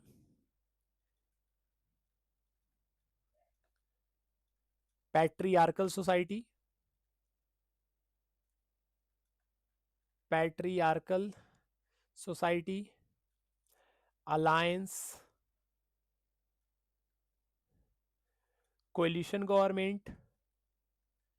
ठीक है, ये सब छोटे छोटे टॉपिक हैं, आपको एक बार में समझ में आ जाएगा। छठा कोलिशन गवर्नमेंट हो गया, छठा बेटा फेडरलिज्म हो गया, डिसेंट्रलाइजेशन हो गया, ये सब कुछ मैंने आपको करवा दिया। कुछ रह तो नहीं गया? एक सेकंड याद, कुछ कुछ कुछ कुछ कुछ, कुछ मेजोरिटिज्म करवा दिया, हाँ हायरार्ची ठीक है, कास्ट तो कर लोगे, कास्ट बेसिस हो गया, और पावर शेयरिंग हो गया। ठीक है, याद आता है तो कुछ लिखता हूँ यहाँ पे। अब मैं अकाउंटेबल वगैरह पे आता हूँ कि अकाउंटेबल गवर्नमेंट वगैरह क्या होता है, अकाउंटेबल रिस्पॉन्सिव क्या होता है, ध्यान से समझना बेटा। डेमोक्रेसी में तीन टाइप के आपको पता है गवर्नमेंट होते हैं। एक होता है अकाउंटेबल, एक होता है लेजिटिमेटिव, और एक होता है बेटा आपका हम्म एक होता है आपका रिस्पॉन्सिव गवर्नमेंट। पहले हम अकाउंटेबल गवर्नमेंट के बारे में बात कर लेते हैं कि अकाउंटेबल गवर्नमेंट कौन होता है।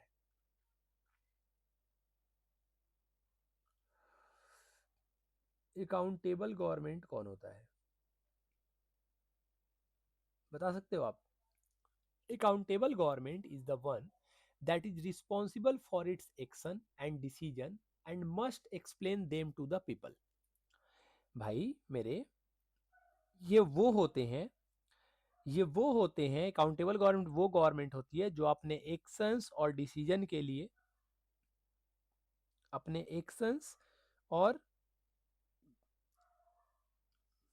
डिसीजन के लिए, एक सेकंड रुक जाओ, रुक जा रुक जा रुक जा रुक जा रुक जा, एक सेकंड का टाइम दे दे बेटा, बस एक सेकंड।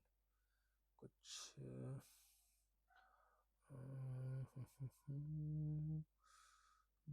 ठीक है ना, सब कुछ सब ठीक है।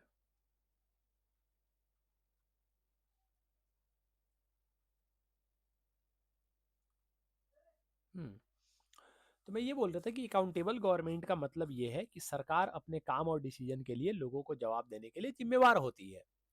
Accountable government is the one that is responsible for its action and decision and must explain to them to the people. भाई गवर्नमेंट क्या काम करती है, क्योंकि लोगों ने आपको चुना है, तो आप एक एक काम, सरकार अपने एक एक काम और डिसीजन को लोगों को जवाब देने के लिए जिम्मेवार होती है। डेमोक्रेसी में लीडर आपको पता है इलेक्शन के थ्रू चूज होते हैं, यहाँ पे लिखा हुआ है कि डेमोक्रेसी में इलेक्शन के थ्रू लीडर जो होते हैं वो चूज होते हैं। इसीलिए अगर वो अच्छा काम नहीं करते हैं तो लोग उन्हें नेक्स्ट इलेक्शन में हटा सकते हैं। तो लीडर जो होते हैं वो आंसरेबल होते हैं सिटीजन से। Election allow people to change the government if it does not perform well. अगर वो अच्छा नहीं करते हैं तो इलेक्शन में लोगों के पास ये पावर होता है कि वो क्या कर सकते हैं, वो उनको हटा सकते हैं। पार्लियामेंट, अपोजिशन पार्टी और मीडिया जो होती है वो क्वेश्चन करती है गवर्नमेंट को, उनके काम पे नजर रखती है। इस तरह गवर्नमेंट लोगों के प्रति जवाबदेह होती है। मतलब वो नहीं भी चाहेगी अगर लोगों के प्रति जवाबदेह होने का, तो अपोजिशन पार्टी है, मीडिया है, वो उनको लोगों के प्रति जवाबदेह बना देती है। आज का अपोजिशन का तो बात ही हटा दो, ठीक है, बट अपोजिशन पार्टी का काम ही यही होता है। कितने अच्छे तरीके से आप कर रहे हो वो अलग बात है, वो अलग मुद्दा है, उस पर कभी बाद में चर्चा करेंगे। तो अकाउंटेबल गवर्नमेंट का मतलब होता है सरकार अपने एक्शंस के लिए, अपने डिसीजन के लिए लोगों को जवाब देने के लिए जिम्मेवार होती है। दूसरा होता है बेटा रिस्पॉन्सिव गवर्नमेंट। रिस्पॉन्सिव गवर्नमेंट का मतलब यह है कि सरकार लोगों की problems, the responsive government is the one that listen to the needs and problem of the people. Responsive government का मतलब यह है कि सरकार लोगों की प्रॉब्लम और नीड्स को समझकर उनके अकॉर्डिंग डिसीजन लेती है। जैसे the government consider public opinion while making decision. Government की भी डिसीजन लेने से पहले पब्लिक की डिमांड्स और कंप्लेंट को सुनती है। जैसे एग्जाम्पल के लिए गवर्नमेंट को मान लो कोई डिसीजन लेना है तो गवर्नमेंट उसके पहले सर्वे करवाती है कि ऐसा होना चाहिए या नहीं होना चाहिए, और जिसपे बिना सर्वे के गवर्नमेंट डिसीजन लेती है वो देख लो वो उनके लिए हार्मफुल होता है, उनको बाद में फिर डिसीजन को यू टर्न करना पड़ता है। तो गवर्नमेंट पब्लिक की डिमांड और कंप्लेंट को सुनती है। The government consider public opinion while making decision. Government decision बनाते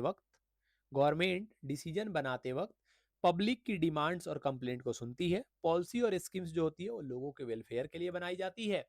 पीपल जो होते हैं वो अपने व्यूज को एक्सप्रेस करते हैं किसमें, इलेक्शन के द्वारा, अगर गवर्नमेंट अच्छा काम नहीं कर रहा तो प्रोटेस्ट करके, और डिबेट और डिस्कशन करके। इससे गवर्नमेंट जो होती है किस किस चीज पे पॉलिसी बनाती है, एजुकेशन पे, हेल्थ पे, जॉब पे और डेवलपमेंट पे पॉलिसी बनाती है। और गवर्नमेंट ये पूरा काम करती है, पूरा ये कोशिश करती है कि वो लोगों की वेलफेयर के लिए काम करे, क्योंकि गवर्नमेंट को ही पता है कि भैया अगर आप काम नहीं करोगे तो बनका किधर जाएगा किधर। अगर आप काम नहीं करोगे तो अगले इलेक्शन में कहाँ जाओगे, अगले इलेक्शन में लोग आपको क्या करेंगे, हटा के बाहर फेंक देंगे, लेते रहो फिर, है ना, फिर झाल बजाते हुए घूमना। लेजिटिमेट गवर्नमेंट क्या होती है बेटा, legitimate government is a government that is accepted by the people because it is form through fear free and fair election. मतलब हम इलेक्शन में हमने किसी और को वोट दिया, इसके बावजूद भी अगर कोई अगर जीत गया दूसरा कैंडिडेट तो हमें उसको एक्सेप्ट करना पड़ेगा, क्योंकि ज्यादातर हमें मानना पड़ेगा कि ज्यादातर लोगों ने उस पार्टी को, उस कैंडिडेट को सिलेक्शन किया है, क्योंकि कॉन्स्टिट्यूशन के अकॉर्डिंग ये हुआ है इलेक्शन, और ये बिल्कुल फ्री एंड फेयर इलेक्शन है। तो पीपल बिलीव करते हैं कि government has the right of rule. People जो होते हैं वो इस बात को, लोग जो है बिलीव करते हैं कि राइट टू रूल जो है वो गवर्नमेंट के पास है। गवर्नमेंट कॉन्स्टिट्यूशन के अकॉर्डिंग और लॉ के अकॉर्डिंग काम करेगी। सिटीजन जो होते हैं वो गवर्नमेंट के डिसीजन को एक्सेप्ट करते हैं, चाहे कि आप उस पार्टी को वोट दो ना दो, पार्टी आपको पसंद हो या ना हो। It gain support and trust from the people. वो जो होती है वो लोगों को लगता है कि गवर्नमेंट उनकी मर्जी से बनी है, इसलिए वो उनके डिसीजन को मान लेते हैं। गवर्नमेंट कॉन्स्टिट्यूशन और लॉ के अकॉर्डिंग काम करती है, बता ही दिया, इसीलिए डेमोक्रेटिक गवर्नमेंट को लेजिटिमेट गवर्नमेंट माना गया है। क्लियर बेटा? Respect and equal treatment of womens are necessary ingredient of a democratic society. Respect देना औरतों को और उनको इक्वल ट्रीटमेंट करना डेमोक्रेटिक सोसाइटी के लिए एक नेसेसिटी है, एक इम्पॉर्टेंट टॉपिक है, एक इम्पॉर्टेंट डिस्कशन है, एक इम्पॉर्टेंट डिबेट है जिसके बारे में हमें सोचना चाहिए। आपको इस स्टेटमेंट को एक्सप्लेन करने के लिए दे रहा है। आप मुझे बताओ कि इकोनॉमिक इंडिपेंडेंस और एक्सेस टू एन इनहेरिटेड और self generated income is consider to be the major mass of the empowering women. Economic independence देना ताकि उनके पास भी पैसे आए, वो भी जॉब कर सके, उनके पास फाइनेंशियल प्रॉब्लम ना हो, उनको कहीं से पैसा ना मांगना पड़े। अगर ऐसा होता है तो वुमेन जो होंगी वो खुद ही एम्पावर हो जाएंगी, मतलब उनके हाथ में पैसा आ जाएगा, उनको किसी के ऊपर डिपेंडेंट नहीं रहना पड़ेगा। महिलाओं को इक्वल पॉलिटिकल राइट्स और सिविल राइट दिया जाए जैसा कि मेंस के पास अवेलेबल है। वे ऑफ ऑटोनॉमी और फ्रीडम, मतलब उनको फ्रीडम प्राप्त हो, उनके पास फ्रीडम हो। Distributive justice to reduce inequality in resource and power. Love, universal brotherhood, sincerity, honesty, integrity of character, firm attitude of rendering help. मतलब ये सारी ऐसी टॉपिक है जो महिलाओं को इक्वल ट्रीटमेंट देने में क्या करती है, हेल्प करती है, उनको ये प्रोत्साहित करती है कि आपको समाज में इक्वल ट्रीटमेंट दिया जाएगा। और हम इक्वल ट्रीटमेंट कैसे दे सकते हैं, समाज में जो दुरीतियां बोलते हैं ना, दुरीतियां जो चलती हुई आ रही, सोशल जो इवेल बोलते हैं, जो समाज के लिए बिल्कुल हानिकारक है, जैसे वायलेंस, महिला जो डोमेस्टिक वायलेंस होता है, महिलाओं के साथ टॉर्चर किया जाता है, उनको ह्यूमिलिएट किया जाता है बात बात पे, है ना, दहेज प्रथा को लेके या किसी और भी चीज़ों को लेके समाज में। तो इन सब चीज़ों को हमें ख़त्म करना पड़ेगा। अगर हम ये सब चीज़ें करने में कामयाब हो जाते हैं तो हम महिलाओं को इक्वल ट्रीटमेंट दे सकते हैं। ठीक है, समझ में आया? अब सुनो मेरी बात। थैंक यू बोलने से पहले आपको कुछ चीज़ें मैं बोलना चाहता हूँ।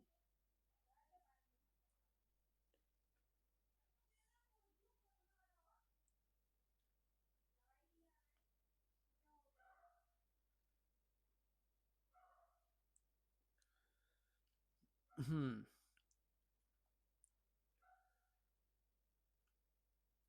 ठीक है। अब मैं आपको पता है क्या करने वाला हूँ, मैं आपको ना इंपॉर्टेंट एक टॉपिक बता देता हूँ, ठीक है?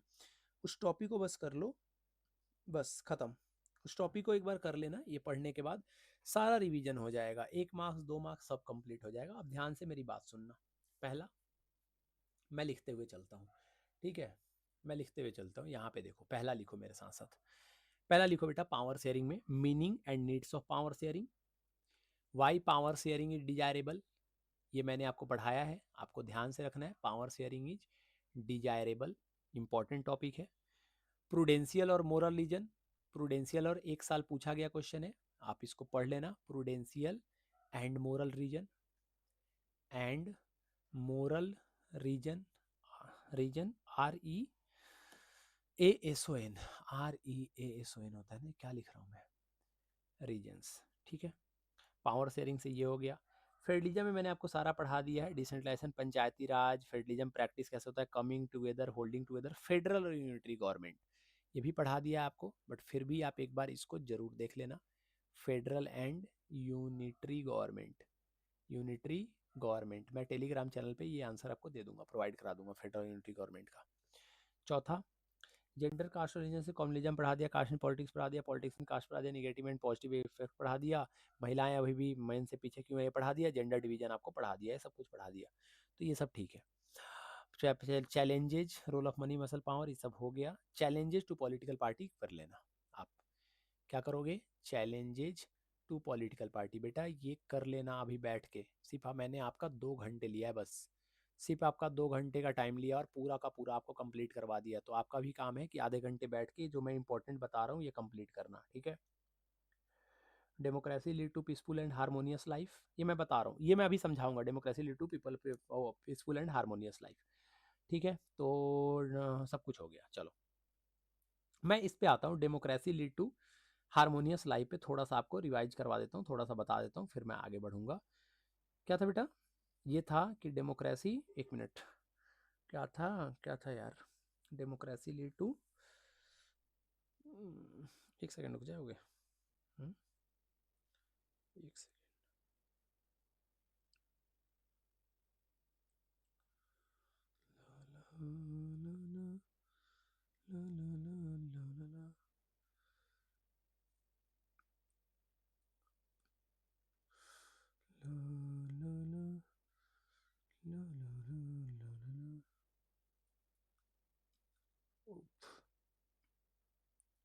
हाँ, democracy lead to peaceful and harmonious life among citizen. Democracy क्या करता है, डेमोक्रेसी एक मेथड बताता है हमें ताकि हम रिजोल्व कर सके कॉन्फ्लिक्ट को पीसफुली तरीके से।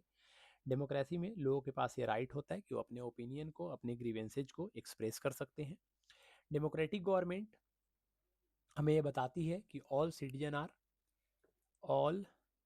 Citizens are equal under the law, under the law, proper representation मिलता है डिसीजन मेकिंग में, different social group, different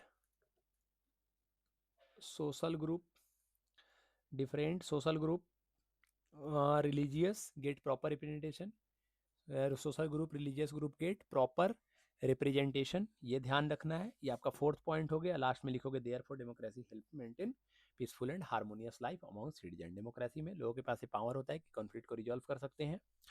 right to expression का ध्यान रखा जाता है, सभी लोग बराबर होते हैं, तो ये आप ध्यान रखना, ठीक है। तो उम्मीद करते हैं बेटा ये सब कुछ कंप्लीट कर लोगे। ये वाला ये रहा, ये समझा दिया था आपको, ठीक है, मैंने फिर से आपको बता दिया। ये लेजिटिमेट गवर्नमेंट वाला तो इंपॉर्टेंट है ही, ये वाला बहुत इंपॉर्टेंट क्वेश्चन है। चैलेंजेज में आप ले सकते हो, पॉलिटिकल पार्टी के क्या क्या चैलेंजेज हैं इसमें ले सकते हो। मनी मासल पावर को ध्यान में रख लेना, नेशनल पॉलिटिकल पार्टी आपको ध्यान में रखने ही है। नेसेसिटी ऑफ पॉलिटिकल पार्टी की जरूरत क्यों है, सबसे इजी क्वेश्चन था इस पूरे स्लाइड का, इसको आपको करना है। Caste in politics and politics in caste, very very important, अगर नहीं करके जा रहे हो अपना नुकसान करवाओगे पेपर में बैठोगे तो, ठीक है। कास्ट और पॉलिटिक्स के पॉजिटिव और निगेटिव करना ही करना है, और caste in politics, politics in caste को दिमाग में बैठा के जाना है। मेरी बात अगर आपको नहीं समझ में आई है, दोबारा बेटा पीछे कर लियो, वीडियो अपलोड जैसे ही होगा क्लास खत्म होने के बाद, दोबारा पीछे करके एक बार देख लियो, 5 मिनट लगेंगे मुश्किल से, 5-6 मिनट एक बार फिर से सुन लियो, ठीक है, और पढ़ लियो जो मैंने दूंगा आपको PDF, आपका पूरा का पूरा कंप्लीट हो जाएगा। ये वाला क्वेश्चन इंपॉर्टेंट था ही, बता ही दिया था आपको, इसका आंसर कैसे लिखना है ये ध्यान रखना, बाकी सब कुछ आपको बता दिया है। आपका पेपर अच्छा जाए, ये मेरी अंदर से कामना है, दुआ है आपके लिए, अच्छा जाना चाहिए, तभी तो आप मुझे भी याद रखोगे, ठीक है। बाकी 2 क्लासेज मैं ले चुका हूँ, 2 क्लासेज और हैं। आज बहुत हेक्टिक डे होने के बावजूद आपकी पूरी क्लास ली है, और आप क्लास में शुरू से लेकर लास्ट तक बने रहें, इसके लिए thank you very much, thank you so much कि आप यहाँ तक बने रहें। एक थैंक यू और मेरी तरफ से, अगर आप ये दोस्तों के शेयर कर दोगे, सब्सक्राइबर थोड़े इंक्रीज हो जाएंगे। अगर आप वीडियो को लाइक कर दोगे, और आपको वीडियो कैसा लगा, क्या आपको क्वेश्चन समझ में आया, बेटा देख के मत छोड़ना, कमेंट में मुझे ज़रूर बताना, ठीक है। मुझे पता चलता है, मुझे इससे सेटिस्फेक्शन मिलता है कि हाँ मैंने जो समझाया है वो बच्चों को समझ में आया नहीं आया है, ठीक है। तो ज़रूर कमेंट करके बताना, चाहे आए या ना आए, निगेटिव कमेंट हो पॉजिटिव कमेंट हो, जो भी हो कमेंट करके ज़रूर बताना कि आपको कैसा लगा क्वेश्चन। क्या आपको ऐसा तो नहीं लगा कि कुछ ऐसा मैंने बता दिया जो आपके पल्ले नहीं पड़ा हो, या कुछ और इम्प्रूव करने की ज़रूरत है। लेकिन आपके पेपर में ये मैं गारंटी दे रहा हूँ, पेपर में आपको इसी टॉपिक से यही क्वेश्चन छपा हुआ मिलेगा, ठीक है। ये बातें आप बताना मत, दोस्तों में शेयर कर दो, ठीक है। वीडियो को शेयर कर दो, बाकी डिस्कशन डिबेट मत करने लग जाना, ठीक है। तो घर के सामने अगर आ गया ना फिर उठाने मेरे को, समझ जाना तुम। तो थैंक यू वेरी मच मेरे भाई, ऑल द वेरी बेस्ट आपके पेपर के लिए। आपका पेपर बहुत अच्छा जाए, आप 80 में से 80 लेके आओ, यही मेरा आशीर्वाद है आपके साथ, यही मेरी कामना है। बाकी मेहनत आप भी कर रहे हो, मेहनत मैं भी कर रहा हूँ आपके साथ, बस वो मेहनत का फल मिल जाए, उसके लिए आपको जितनी चीज़ें मैं पढ़ा रहा हूँ उसको आपको ध्यान से पढ़ना है। थैंक यू वेरी मच, मिलते हैं आपसे नेक्स्ट वीडियो में नेक्स्ट चैप्टर के इम्पॉर्टेंट क्वेश्चन के साथ। Till then tata, bye bye.